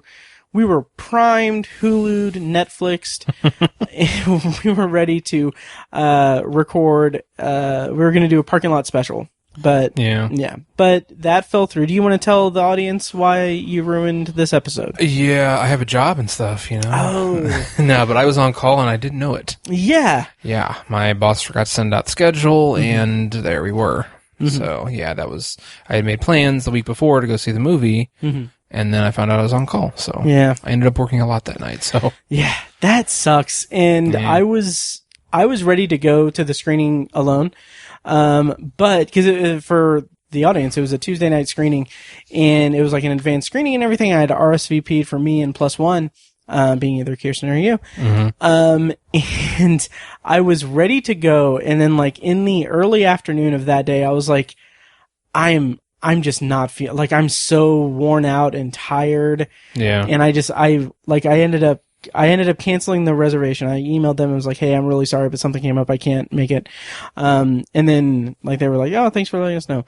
And I went home and took a nap after work. Nice. But I did see it last Friday. And do you mind indulging me in talking about it? Yeah, absolutely. You do not want to go to Soren's party not knowing how to kiss. We could spy on my neighbor. She's a total nymphomaniac. Hey, Stranger Things, go fuck yourself! I need to get a closer look. What the fuck? This is what happens when you don't respect women. I respect women. My mom's my best friend. What about me? Okay, cool. So Good Boys is a movie that's produced by, I think, Seth Rogen and Evan Goldberg. Mm-hmm. It stars... Got the Tremblay kid in it. Yes, Mr. President. Yeah. So Good Boys is 3 6th grade boys ditch school and embark on an epic journey while carrying accidentally stolen drugs, being hunted by teenage girls, and trying to make their way home in time for a long-awaited party. It stars Jacob Tremblay as Max, Keith L. Williams as Lucas, Brady Noon as Thor. I think character's name is actually Thor. Also, funny story. He was, and it kind of is funny and weird. Like this kind of thing. Brady Noon, played the young, like, child, young child version of Tommy Darmody in Boardwalk Empire in the first few seasons. Molly Gordon as Hannah and Midori Francis as Lily. So this movie is very raunchy, and in a previous episode with Fecus, he had said that it feels a little weird for the movie to be so vulgar with such a young cast. Also, the writers and director are mainstays of the behind the scenes of The Office, Lee Eisenberg and Gene Stupnitsky. Okay. Yeah. So anyway, I will say that I kind of felt that, like, Fecus's reservations about it. I felt that in the early parts of the movie. It is very vulgar, and I'm not someone who's offended by it or anything, but it's like, it felt a little weird. Like the closest like comparison can be made, that can be made to it is Superbad. Right. And Superbad was a great movie for my taste. Mm-hmm. Because I could relate to it. Like I was that high schooler. Yeah. And like I felt that in that performance. Like this is like, these are 6th graders that are, like, they're not, the party that they're going to is, they're excited because it's the party that the cool kids invited them to, and it's their first ever kissing party. So like the big thing is that they might be able to kiss their crush, or at least Jacob Tremblay's character, which is really funny because Jacob Tremblay's character has this love interest, who, the way that the movie handles that is very funny. Like, because he's a 6th grader, they're both 6th graders, and he doesn't understand, like, his emotions. Mm-hmm. So, like when, like, they have, like, the quintessential, like, teen comedy scene where, a guy looks at a girl from across the way and is, like, objectifying her with his eyes, essentially, and like the slow motion with music playing to accentuate how attractive she is. Right. But since it's a 6th grader, it's like she's messing with her retainer. And she, there was a couple other things, like she's like punching numbers in a calculator or something, like just completely innocent, like things. And I thought that was kind of funny. Yeah. But once the movie kind of gets going, there are several moments where it really plays into the fact that these are dumb 6th grade kids who don't understand the world, and their understanding of the world is based on what they've been told, essentially. So, this is a light plot spoiler, but it's not really a spoiler because it's in the trailer, so I'll preface it that way. The kind of main crux of the movie, the main storyline, is that they have, They've come into possession of a bottle of pills of Molly, and one of the characters, Lucas, is sorry, he is like the kid who was really focused in dare like classes and stuff. For those who don't know, dare is anti-drug education, federally funded from the 90s. Yeah. So he is like the teenage girls are confronting them because the pills belong to these teenage girls who are going out of town for a concert, and they're excited to, do some Molly. And so Lucas is like, drugs aren't the answer. Like, think about your life. Like, whatever's wrong with your life, you don't need the drugs. It's really charming and funny. But I mean, it's like an hour and a half long. It's entertaining. The jokes land for the most part. I did notice a few moments where it kind of seemed like they were cutting around the subject matter. So like cutting around the kids to show the subject matter. So like, the opening scene, like an adult character is talking to his son about, he's having the talk essentially. Okay. And he, like, it's like clearly like they shot like the father, played by Will Forte, shot the father like out, like without the kid in the room because he's saying like very vulgar things. So it's like, it's some weird editing kind of things that they had to edit around that kind of thing.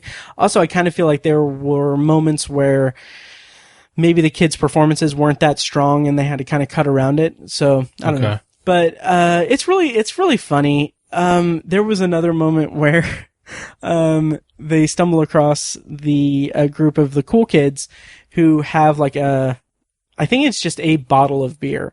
Because I was going to say it was a 40 ounce, but I think it's just a bottle of beer. Okay. And so like a big thing of the movie is that like the record is taking 3 sips.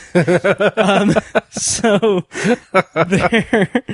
they're passing this beer bottle around, and like the first kid who's like the douchebag, douchebag cool kid, like takes 1 sip, and like I was kind of like howling with laughter because like he took 1 sip and then he's like, man, I'm already feeling it. Like, that is what a 6th grader would say. Oh yeah, totally. Yeah, so it's entertaining. It does get into some moments where it, like kind of late in the movie, almost to its detriment, like later in the movie is when they kind of introduce the kind of emotional kind of like storyline between the kids. And kind of like there's this emotional arc that happens with them that I was actually kind of all about. I was really on board with it. The only issue I had with it was that it kind of popped up really late in the movie, and it didn't. I would kind of wish it was seeded earlier, and maybe it was, and I just wasn't paying close enough attention to it. But overall, Good Boys was pretty good. It's not super bad. It's not as good as Superbad or Booksmart or other movies like that, but it is good enough. It's nice. It's good.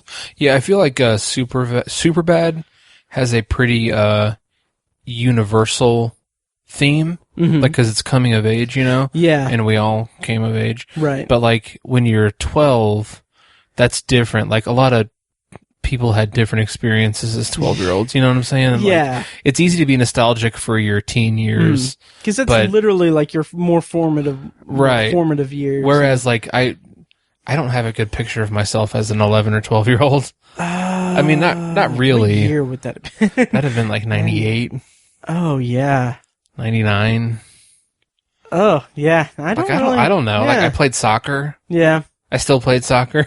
I was really into Scream, the movie. Yeah. I'm sure I've mentioned this on the podcast, but, like I said, I was obsessed with the movie Scream as a 6th grader, so that should tell you a lot about me. But, I do remember, they published a copy of the shooting script of it. And I had my parents buy me a copy when we went to the bookstore one day. And like, I would read the script, and then, there was, the sex scene. Yeah. So I would show like all my friends, all my like 3 friends at school. And like, we would like pass it around, like read like, oh, it mentions her nipple. Or her bra. It mentions her bra. Okay. So yeah. Anyway. Raunchy. Yes. Talk about raunchy. Right? Man, I'm surprised that I did not get like on a list or something. Cause I'm not going to share that. Anyway, so yeah, anyway, yeah. So you played soccer as a 6th grader? Yeah. That's what I did when I was in 6th grade. Nice. Is that the only memory you have from 6th grade? Pretty much, yeah. Okay. I don't know. Who was your teacher? Who was my 6th grade teacher? I think it was Mr. Burke. Yeah, it was Mr. Burke. Yeah, is that right? 6th grade? Yeah. Oh, nice. Mr. Burke. Nice. Yeah, whose son was in our class. Right. Who I played soccer with. Nice. He's on my soccer team for years. Wow. Yeah. Who he now has a theater company. He does with a buddy of his, yeah. Yeah, Brooks cool. And Burke. Brooks and Burke, yeah. They do like musicals, I think. Yeah, I think so. I'm not sure. I don't know the details. Yeah, I don't know. So that's cool. Yeah. Well, I didn't play soccer at 6th grade. I played soccer when I was in like kindergarten. And I didn't know what to do. I had no, like, I vividly remember just pretending I was a Ninja Turtle. That's kind of how it is when you're in kindergarten and you're playing any sport, really. Yeah. Yeah. So that's good, boys. It's good. Check it out. I enjoyed it. Nice. Yeah, we're kind of freeform here. So, lightning round. What were you like in 5th grade? Oh, man. Whew. And I don't remember who my 6th grade teacher was. Really? Yeah, I don't know. It was a long time ago. It was. That was 20 years ago. It was. Fuck, it was 20 years ago. God. Yeah, that's crazy to think about. Yes. Yeah. 5th grade, more soccer. Oh, nice. This is stimulating podcast. It really is. Yeah. Yeah, when I was 13, I found out I was a wizard, and I went to. No, it would have been 11. Yeah, 11. Yeah, was he? Yeah. I've been listening to Harry Potter. Oh yeah, nice. Yep. Sweetness. Yeah, Goblet of Fire is really good. Jim Dale does a great job. We do have news, Tiny. Yeah. Tragic news of the entertainment industry. Basically today it came about. Let's put a pin in that real quick. Let's talk about the other news that happened.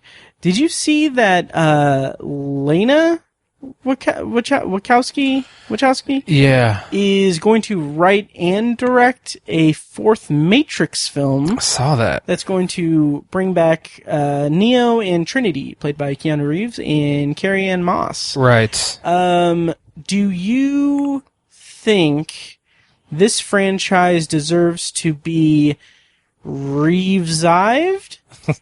Or should it be laid to rest where it'll be covered by moss? Oh my god. Yes. Ignoring all that.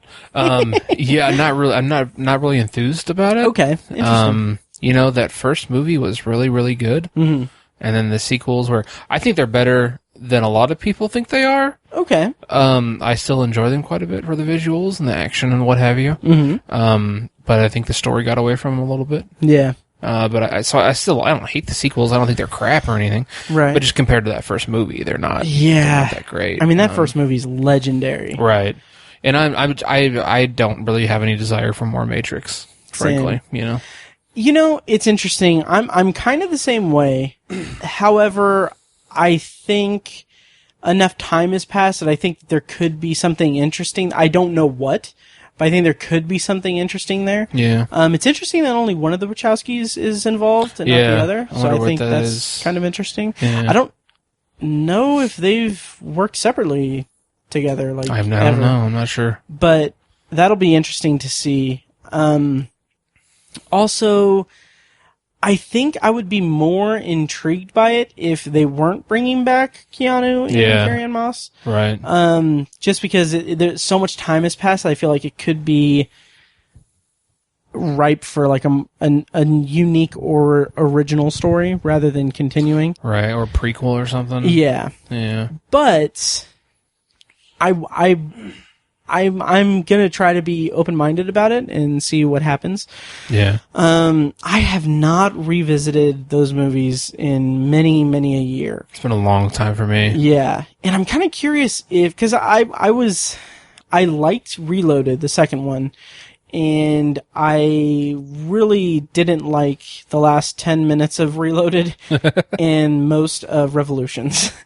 I think I had kind of checked out after halfway through Revolutions. Yeah. But I kind of feel like maybe if I revisit it now, as I'm an adult and my brain is almost fully formed, and also I've come to appreciate science fiction a lot more than when I was a kid. Yeah. Maybe I'll gain a new appreciation of it. Right. I hope that I hope that it's, I think one of the issues with the sequels is that they really lost their grit that they had from the first one. The first one's got a lot of practicality to it, practical effects.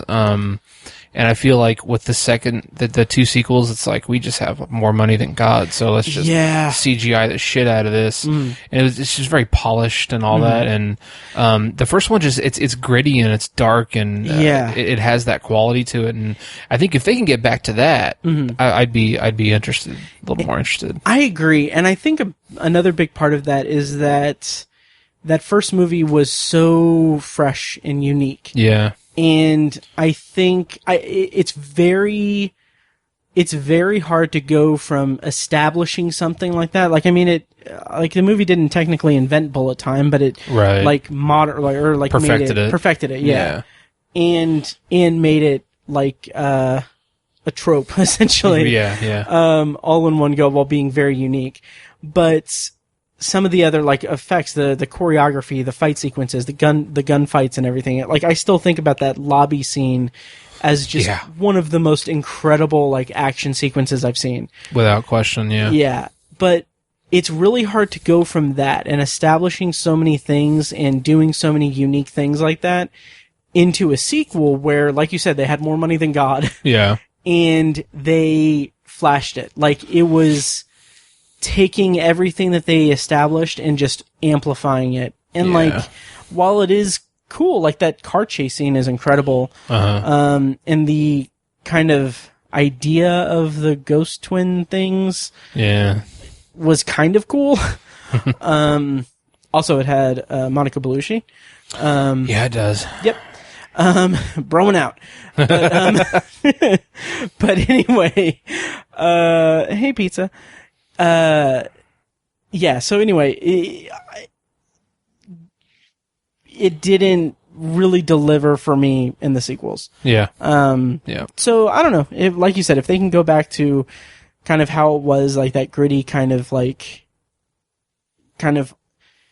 hungry filmmaker kind of thing. Yeah, definitely. Right. That it could be really something unique. But I think Lena Wachowski, I think she said something about how there's been so much in the world in the like 20 years or however long it's been since The Matrix that makes the ideas of The Matrix even more relevant. That there's a bunch of stuff that they can kind of mine for a new movie. So I think that it could be interesting. Yeah, could be. Like I said, I'm not overly enthusiastic for it, but we'll see. Yep. Yeah. And check this segue out.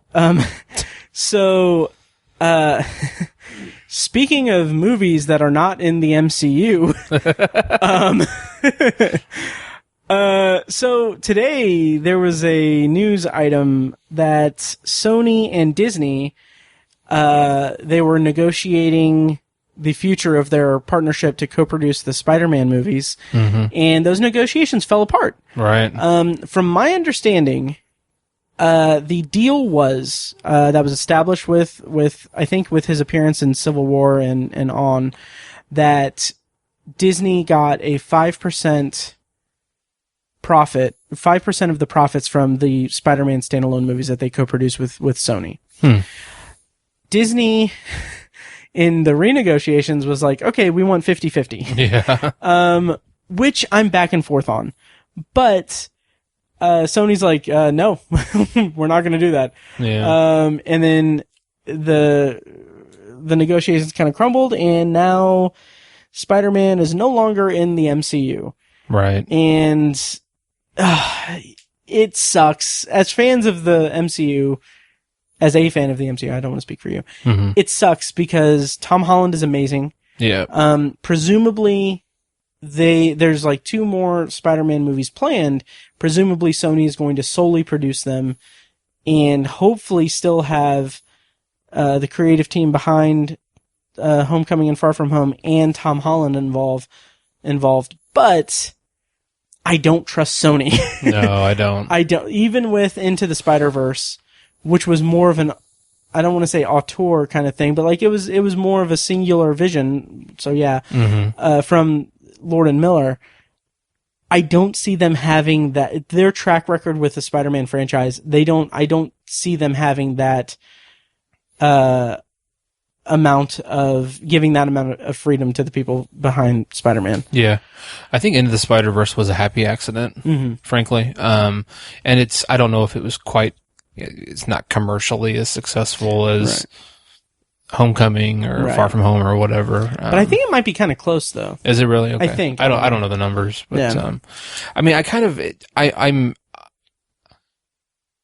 I'm inclined to basically go like, Sony, what are you doing? Like, you were making the right moves here, and like you were basically Disney gave you a bit of a golden ticket and allowed you into their club, and you should have basically kissed their feet for whatever they were willing to give you, because what the fuck, you guys are not, you don't have the best record period as a studio over the last couple of decades, right? Let alone with the Spider-Man franchise. I think you're just lucky that that Marvel wasn't just like, or Disney wasn't just like, hey, we want to buy it back. Here's this much money, and like they could have just offered you $1 billion, and you'd still make less money than if you would just partner with them. Right. You know what I'm saying? Like it's like you were sitting on something pretty good here. I wonder who screwed the pooch. Like who was being the immovable. Was it someone from Sony or someone from Disney? I kind of wonder there, but it's hard to say. But also, just to clarify, you were kind of right. Spider-Man Homecoming. The box office gross, is that just domestic? I think that has to be just domestic. Yeah, is 377 million. Oh, no. I'm sorry. Homecoming was 334 million. Far From Home was 377 million. And Into the Spider-Verse was 190 million. Okay. So, yeah. Still, I mean, budgetary and stuff, like that's definitely a success. Oh, yeah, absolutely. I'm not saying it wasn't. Yeah. Creatively, that's my favorite Spider-Man movie. It's definitely up there for me. It's like, I think it beats the shit out of anything they've done before. Just my opinion. I love that movie. It's in my top 10. Same. I think, yeah. But I'm talking financially. Right. Excuse me. So yeah, I'm curious. Like if they keep, like you said, if they keep the creative team and Tom Holland, we'll see. But I'm not. Yeah. I don't trust them to. I don't trust them either. Specifically because Sony has had such a boner for like a Sinister Six kind of thing. Yeah. Like when The Amazing Spider-Man was flopping. And then like Venom was okay, but it was more like goofy fun. Yeah. But I don't know. You haven't seen Far From Home yet, have you? No, not yet. Okay. Well, yeah, I won't say anything about it, but. Did you like it more than Homecoming? No, I liked Homecoming more. Okay. Far From Home was it was good. I enjoyed it quite a bit. Not as much as Homecoming. It's very different because obviously it's Far From Home. Yeah. But I did like the way, and this is a shame, I did like the way that it incorporated elements of the MCU and because it's post Endgame. Right. So it's dealing with a lot of the fallout from Endgame. And like, it just sucks to think that all of that's gone. Like that characterization, that build, like that character building, especially for Peter Parker, is not going to be addressed in any future movies, assuming that this is real, because they can't associate with the MCU now. Yeah. So that sucks. That does suck. I do think, and I talked to a friend of the show, Robert in Utah, to distinguish him from Robert Fekkes. Robert in Utah. And he's of the mind that he thinks Disney's out of line and being greedy because, like, really? they have the world. Like, for them to want 50-50 split over something that they're co-producing with Sony is like... And they don't have the rights to it. I mean... Yeah, exactly. Yeah. It's just... I agree with him that it is ridiculous. It all comes down... Like, the amount of money that's being talked about here is ridiculous. Like, it is hundreds and hundreds of millions of dollars. And it's like, okay, it's not like Spider-Man is that integral to the MCU. Right. And like, there's some parts of Far From Home that kind of feel like it's setting things up for the character a little bit. Okay. I'll say that. But it also feels like the character of Peter Parker and Spider-Man, his main link to the MCU, like he's already done the crossover thing, like the big crossovers with Civil War, Infinity War, Endgame. That's where Spider-Man has factored the most into the MCU. And I don't think he's going to factor in that much going forward if they were to keep this deal. Right, it'd be mostly references and stuff. Yeah. Yeah. Cause, and then again, and also, like, they announced, Phase 4, and, like, they don't have, like, a team-up movie yet, or anything. Yeah. Like, they're not gonna do another team-up movie, presumably, until Phase 5. So it's like, it's not like they're, I don't know. I'm hoping that this news that, that the negotiations fell through. I'm kind of hoping it's a negotiation tactic from, like, Sony. Yeah. And then maybe it's like a tactic to get Disney to get their heads out of their asses. Yeah. That's true. Yeah. And I said that about, Sony, just play along or whatever. But I mean, I don't disagree with what you or Robert are saying. That like Disney, like a couple $100 million is nothing for you. I mean, it's a drop in the bucket, drop in the Disney bucket, literally. And here's what's interesting is that there are apparently people online who are like, "Oh, Disney should buy Sony now," and it's like, okay, like the kind of Marvel fanboys, like people that don't. And I'm not saying that I'm like different or in any way because I love the MCU and everything, but I feel like there are certain people who only see it as entertainment, like only see it from the entertainment perspective.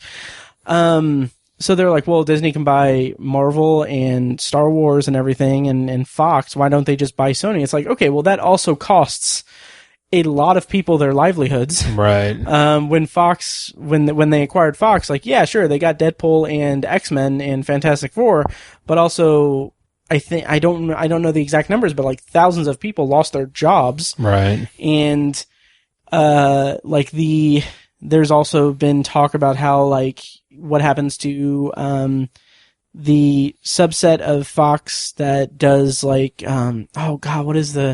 there's like a moniker for it, like Fox Searchlight or something. Yes, like that. Fox Searchlight. Yeah. That do like classic independent, like not classic, but like independent stuff. But like if they're all under the Disney umbrella, like it's all just pumping out like mass audience stuff. Like where's that niche filmmaking? Right. Like, it's detrimental to filmmakers. Yeah. Who have like a voice.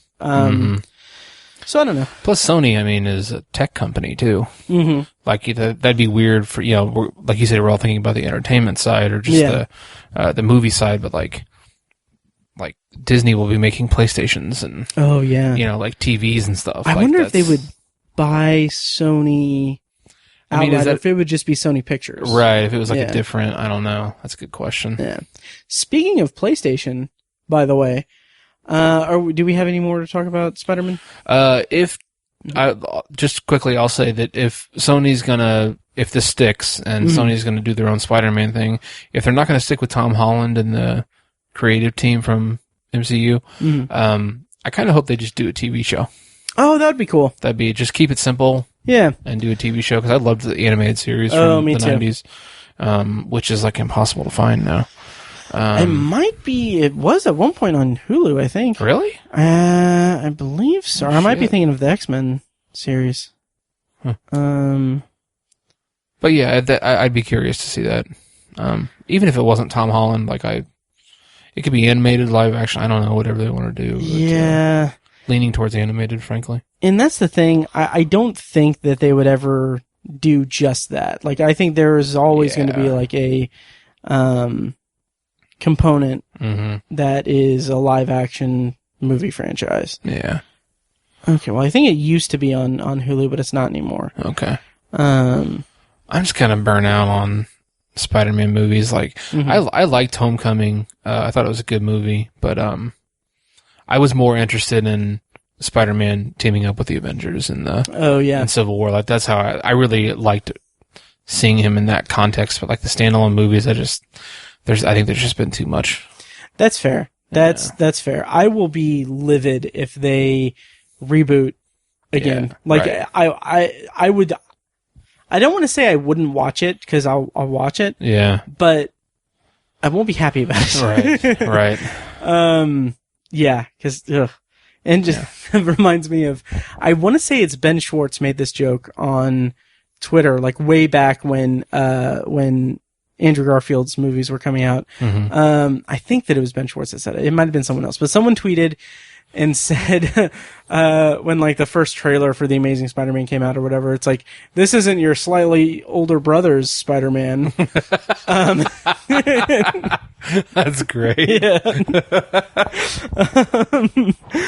So yeah, we'll see. Hopefully it's a negotiation tactic, and hopefully Disney gets their head out of their ass, or Sony webs them up, or I don't fucking know. Anyway. Mm-hmm.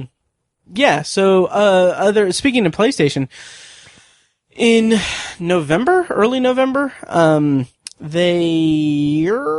Apple, is it Apple? No, Disney Plus. There we go. I'm bringing it back. Disney Plus is launching in November at the $6.99 price point. They announced like what devices it's going to launch on. Okay. And it's launching on everything. Like there will be a PlayStation 4 app, Roku, Chromecast, like all the, usual suspects. It was on fire? I think so. Okay. I think so. But I was very excited about PlayStation because that's how I watch my streaming stuff. Aren't they didn't they announce a bundle too that's like, you can get like Apple TV Plus or whatever the fuck that service is going to be called, Disney Plus, and like something else like Netflix or Hulu? Yes. And it's a bundle for like $45 or something like that, Let me actually, it's even better than that. So, okay. Friend of the show, Andy, posted on the Obsessive Viewer Facebook group, which he should post more in. Find that at facebook.com/theobsessiveviewer. So basically this is from The Verge. I'm going to put a link in the show notes, of course. Disney announces $12.99 bundle for Disney Plus, Hulu, and ESPN Plus. Why I stumbled so much on the sports one. So for $12.99 a month, and it's starting on launch day, November 12th. They will have that bundle that's Disney Plus, Hulu, and ESPN Plus. Damn. Which is nuts. That is nuts. Yeah. Because what's the lowest price point for Hulu? $8 or $9, if that? I want to say it's $8.99. $8.99. Yeah. Damn. And just the cooperation of different companies. Because Apple, Hulu, and because ESPN's Disney. ESPN's Disney. Hulu, Disney owns like a majority share. Controlling share, yeah. Okay. I didn't know that. Yeah. Fuckers own everything. Yeah. Hulu is currently available for $5.99 a month with ads. And ESPN Plus costs $4.99. Okay. And it's interesting. Still a hell of a deal. Oh, absolutely. Yeah. Especially with it all bundled together. It's interesting, like ESPN Plus, carries hundreds of MLB, NHL, and MLS games. Grand Slam tennis, Top Rank boxing, PGA Tour golf, college sports, international rugby, cricket, the full library of ESPN films, including 30 for 30 and more. Nice. That is nuts. I've never seen any of those 30 for 30s, but I've heard they're great. Oh, so have I. Yeah. God, every time I I would love that if I was into sports. Yeah. I was actually thinking about that today. Like, if when I was like a preteen or a teenager, and like cultivating like my interests and everything, like if I had latched on, there was a time where I wanted to be a fan of like hockey, because it seemed cool. But I was more interested in movies and TV. But I tried to be into hockey, and in my very nerdy way of doing that, I got books about hockey. That's funny. Yeah. I got books about hockey, and then I randomly picked one player to be my favorite player and one team to be my favorite team. Oh my God. At the time, I don't know if that's still their name, but they're the Anaheim Angels because of no, Anaheim Ducks. The Ducks. Ducks, I'm thinking of Angels are... That's baseball. Angels are angels in the outfield. Ducks are the Mighty Ducks. It's a different stick they swing. Yes. And it's colder. Yes. But... That's ridiculous. But I picked the Ducks because of the Mighty Ducks. Yeah. And there was like I think I had like an NHL game on like PS2 or something. Yeah. And I was like, oh, Paul Correa is pretty cool. He'll be my favorite player. Oh my God. Yeah. That's funny. But I was thinking about that today. Like, if I had become a fan and everything, like, would I, okay. Like, if we were both into, like, the same sport or anything, would we have started a sporting podcast? I don't think I've ever been into sports enough to do that. Interesting. Because, like, I used to be a jock. And even then, I don't think I had the acumen or the interest to to discuss sports that much. Okay. And, like, there's like, a lot of sports commentary out there. I mean, it's kind of annoying, frankly, how much is out there. Yeah. Not like movies and TV commentary. Right. Yeah, no one's talking about this shit. Right. But I almost never listen to sports commentary. Oh, yeah. Because it's just too much. And like, I just can't. And my favorite sport is college football. And it's really hard to listen to college football commentary because there's so many teams. Like, the NFL, there's 29 teams, you know, baseball, there's 30, whatever, I don't know. There's like 120 college football teams. So it's like, yeah, there's just too much out there. So I don't think I ever would have. Interesting. I don't think so. Yeah.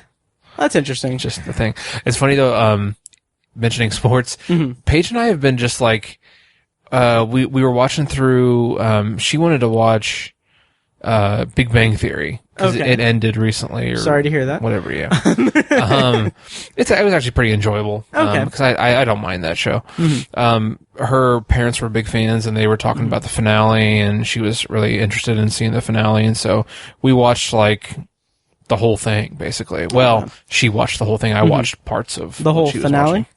Or the whole show. Season? The whole series? Whole series, yeah. Jesus. Whole thing. God. Yeah. Sorry to hear that. Yeah. Like I said, it was actually pretty fun. Yeah, I watched like 4 seasons. I don't know. I just really hate Galecki. Yeah, he's annoying. He's so annoying. He really fucking is. Hi, Sheldon. Penny. Oh my God. I hate just that affectation he puts on his voice and face. Just pisses me off so much. He's definitely annoying. I agree with that. But so that we watched that for a long time. And then we finished it, and so like we were in this like doldrum for a while of what to watch, and so we just like started turning on baseball. Oh wow! And just watching baseball. Okay. I don't know what it is. My wife's weird, and so like it didn't matter who was playing. We were just watching, and like I never played, and I've never followed baseball. Okay. I completely respect it as a sport. I think it's awesome. I just don't. It's not my thing. Sure. It was very emasculating because my wife played softball. Oh. And there's some crossover with the rules. So she actually knows a lot more. And so I was like, I felt like a total chick. Like it was like the reverse of the cliche where I was asking my wife questions about like what the rules of baseball are. Wow. I was like, so can the pitcher just like pitch the ball like right now? Like can he like totally fake out the batter and just like throw it right now and then get a strike and she's like, no, he has to be in the batter's box. I was like, oh, that's okay. Yeah. So it was that's interesting. That happened. That happened. In my late teens, maybe early 20s, I wanted to be into baseball. Yeah. And, when I was living with my parents, we had Comcast and we had like extra channels and stuff. One of them was like MLB channel or whatever, like one of the ESPNs that only plays like MLB games. Okay. So like I would actually go through the habit of like, it was when we were working nights and like I would basically like I would wake up and like just throw like, okay, this is how I evolved in my attempt to be into sports. Okay. So as a refresher, when I was a kid, I just bought hockey books and like put them on my desk and like thought that I would eventually read something, but I never did. Yeah. And then hope that I would become a fan of hockey. Then fast forward to early 20s, Matt, he would put on just like MLB Network or whatever, like when he woke up and everything, and just watch it and try to just become a fan of baseball Yeah. by like osmosis or whatever, or Right. like, what's the word I'm looking for? Like when people kind of surround themselves with a different language to try to learn it. I'm not sure. Surroundorosias. No, I have no Like idea. immersion or something like that? Immersion. Yes, immersion. Yeah. Like I tried to like immerse myself in baseball. Okay. Did not last long. Yeah. Yeah. But yeah, so anyway, not into baseball. Love baseball movies. Yeah. Yeah. Yeah. The history of it's amazing. Oh, yeah. Too. Have you ever tried to watch what's his face's Ken Burns documentary on I baseball? haven't. Okay. I haven't. I think I watched like the first episode and then I was like, I'm not into baseball. Yeah. Yeah, that's what I think. This is deep into baseball. Right. But what I did find really charming about it, and this is why I'm not into sports at all, because I find things like this charming, but the Ken Burns documentary series, if I remember correctly, the documentary series about baseball is 9 episodes long. Like 9 innings. That's great. Cute. That's cool. It's cute. Well, we watched, one of the teams we watched a few times was, the Reds. Oh, okay. Cincinnati Reds. I think it's because they're one of the closer major league teams to Indianapolis, because we don't have a major league team. Right. In Indy. And so I think they show a lot of games in Indy. And so we were watching them, and they're celebrating their like 140th year God! as a franchise. I was like, wait a minute. That's nuts. It might be like 130, but I was like, well, it's 2019 and Yeah. baseball was invented in like the 1870s. Right. I was like, I guess, holy shit, like that just blew me away. And then like, I was looking at, I think we were watching a Cubs game, and I mean, they're well over 100-year-old franchise. And it's crazy to look at the different, baseball's so old that there's like 8 or 9 or 10 different iterations of a team's logo. Yeah. If you look at the Cubs, there's just so fucking much. Like, the players will wear like the big old block C, and they'll have like an actual bear cub face, and then there's like the one where like there's just so many different logos. Like, man, the history is just cool. Yeah. Like, oh yeah. Again, I'm into it in the most like one of the nerdiest way that I can be. But here's, if I can get on my soapbox, please do, about the Cubs. Yeah. All right, the Chicago Cubs. Now, baseball is old as shit. Yeah. So, and like, how long has the NFL been in existence? Since like the 60s, late 60s. Really? 50 years. Yeah. I mean, well, yeah, I think we're at Super Bowl like 50 something. Okay. Yeah. I forgot they numbered them. But, so conservatively speaking, like, less or more than half the time that baseball's been around. Oh yeah. So since baseball came first, the Chicago Cubs should be called the Chicago Bears, and their child, the NFL team, should be the Chicago Cubs. I've never thought of that before. Yeah, I think that it's bullshit. And yeah. And so check out next week on the podcast when I go on my rant about White Sox versus Red Sox. So, and we go in depth about the Black Sox scandal.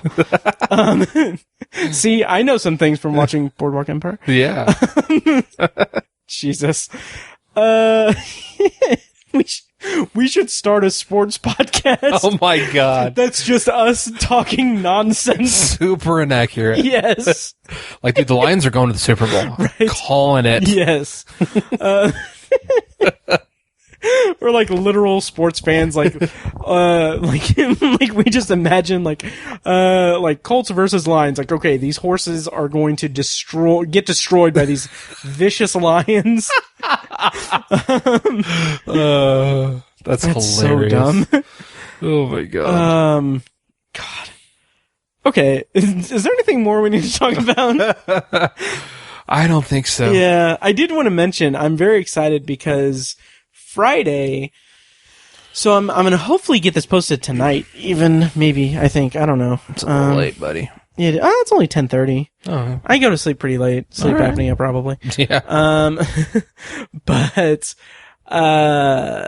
also keep in mind that I've already edited half of this episode. Oh, that's true. Yeah. So anyway, I'm excited because Friday, the 23rd of August, at the Artcraft Theater in Franklin, the historic Artcraft Theater in Franklin, Indiana, is going to be showing the 1954 classic Akira Kurosawa film, Seven Samurai. Like, I am so excited about it because 15-year-old me, like, is so, like, would love that I'm doing this. Yeah. Cause it's gonna be on 35mm print, which is awesome. Nice. And it's in a theater, and like the Artcraft Theater's just beautiful. Have you ever been there? I've never been there. We should go sometime. I'd like to go sometime, yeah. Yes. I'll send you a link to the schedule, and we should pick a movie, and we could do like a parking lot special. Okay, cool. Yes. Cool. I like this. But I'm just so excited because like I'm going to have a chance to see Seven Samurai on 35mm in a theater.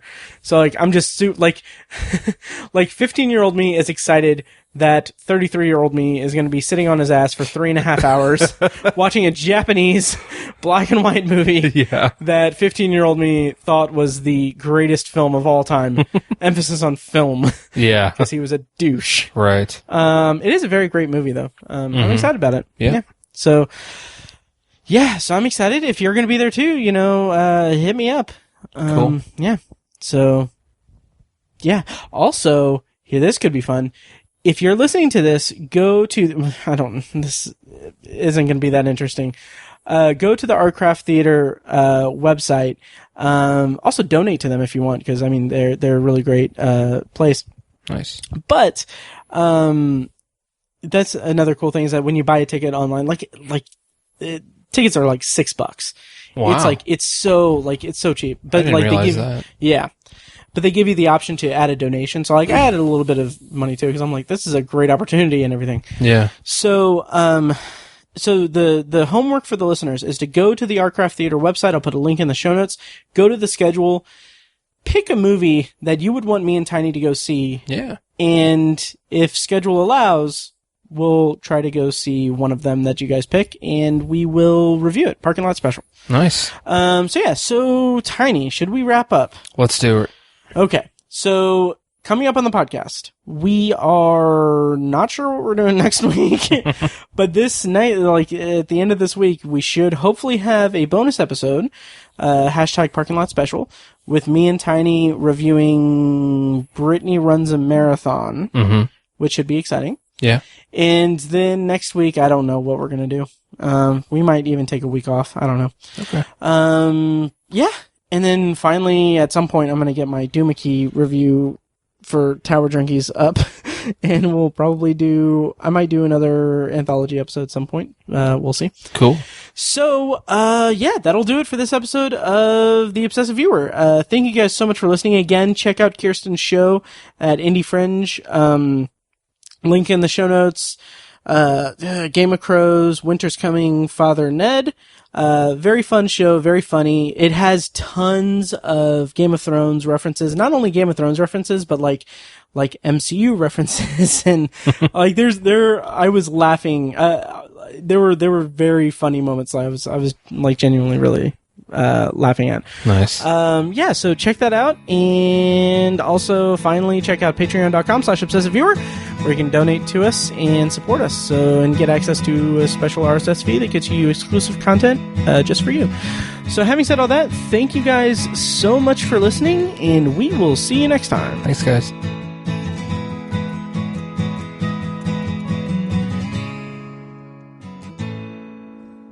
And now, here's a short clip from our Patreon exclusive RSS feed. To hear the full clip and more exclusive Patreon content, go to patreon.com/obsessiveviewer and become a patron at the minimum rate of $1 per month.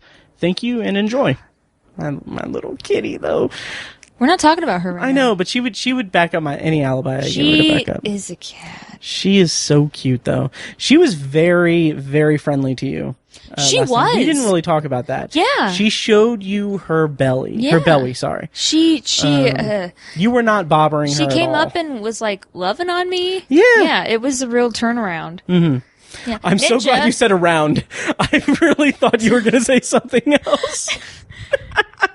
Ninja, take notes. Get out here. Be social.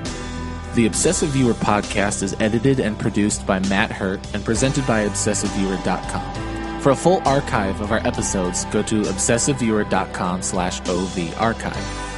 You can also like our Facebook page and join the OV Facebook group at Facebook.com/TheObsessiveViewer. And follow us on Twitter at ObsessiveViewer and at ObsessiveTiny.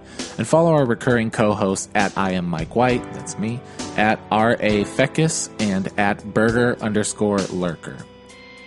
If you enjoy the show, please take a couple minutes to leave us a rating and a quick review on Apple Podcasts. This is the easiest way to support what we do, and all it costs is a little bit of your time. If you'd like to donate to the podcast, you can make a PayPal donation at obsessiveviewer.com/donate.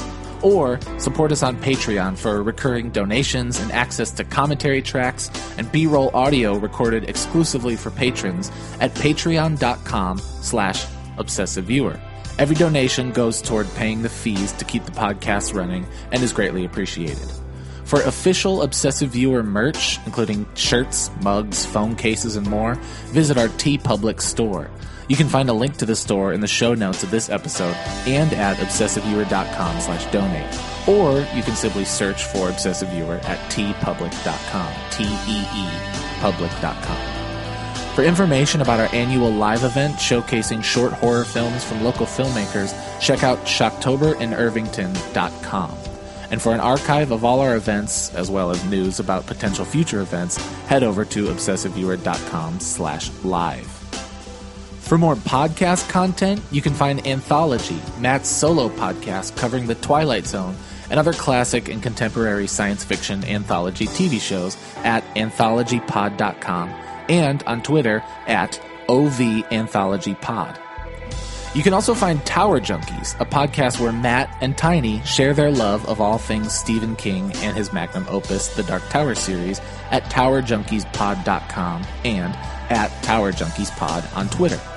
And finally, check out The Secular Perspective, Tiny's side project podcast, which tackles current events and life's big questions from the perspective of secular hosts Chad and Amanda at thesecularperspective.com. The theme music for The Obsessive Viewer comes courtesy of the band Loudlike from their EP Mistakes We Must Make. Additional bumper music is provided courtesy of As Good As It Gets, which can be found at facebook.com/asgoodasitgetsband. Thank you so much for listening, and we'll see you next time. Kitty. So annoying. He really fucking is. Hi, Sheldon. Tiny. Oh my god.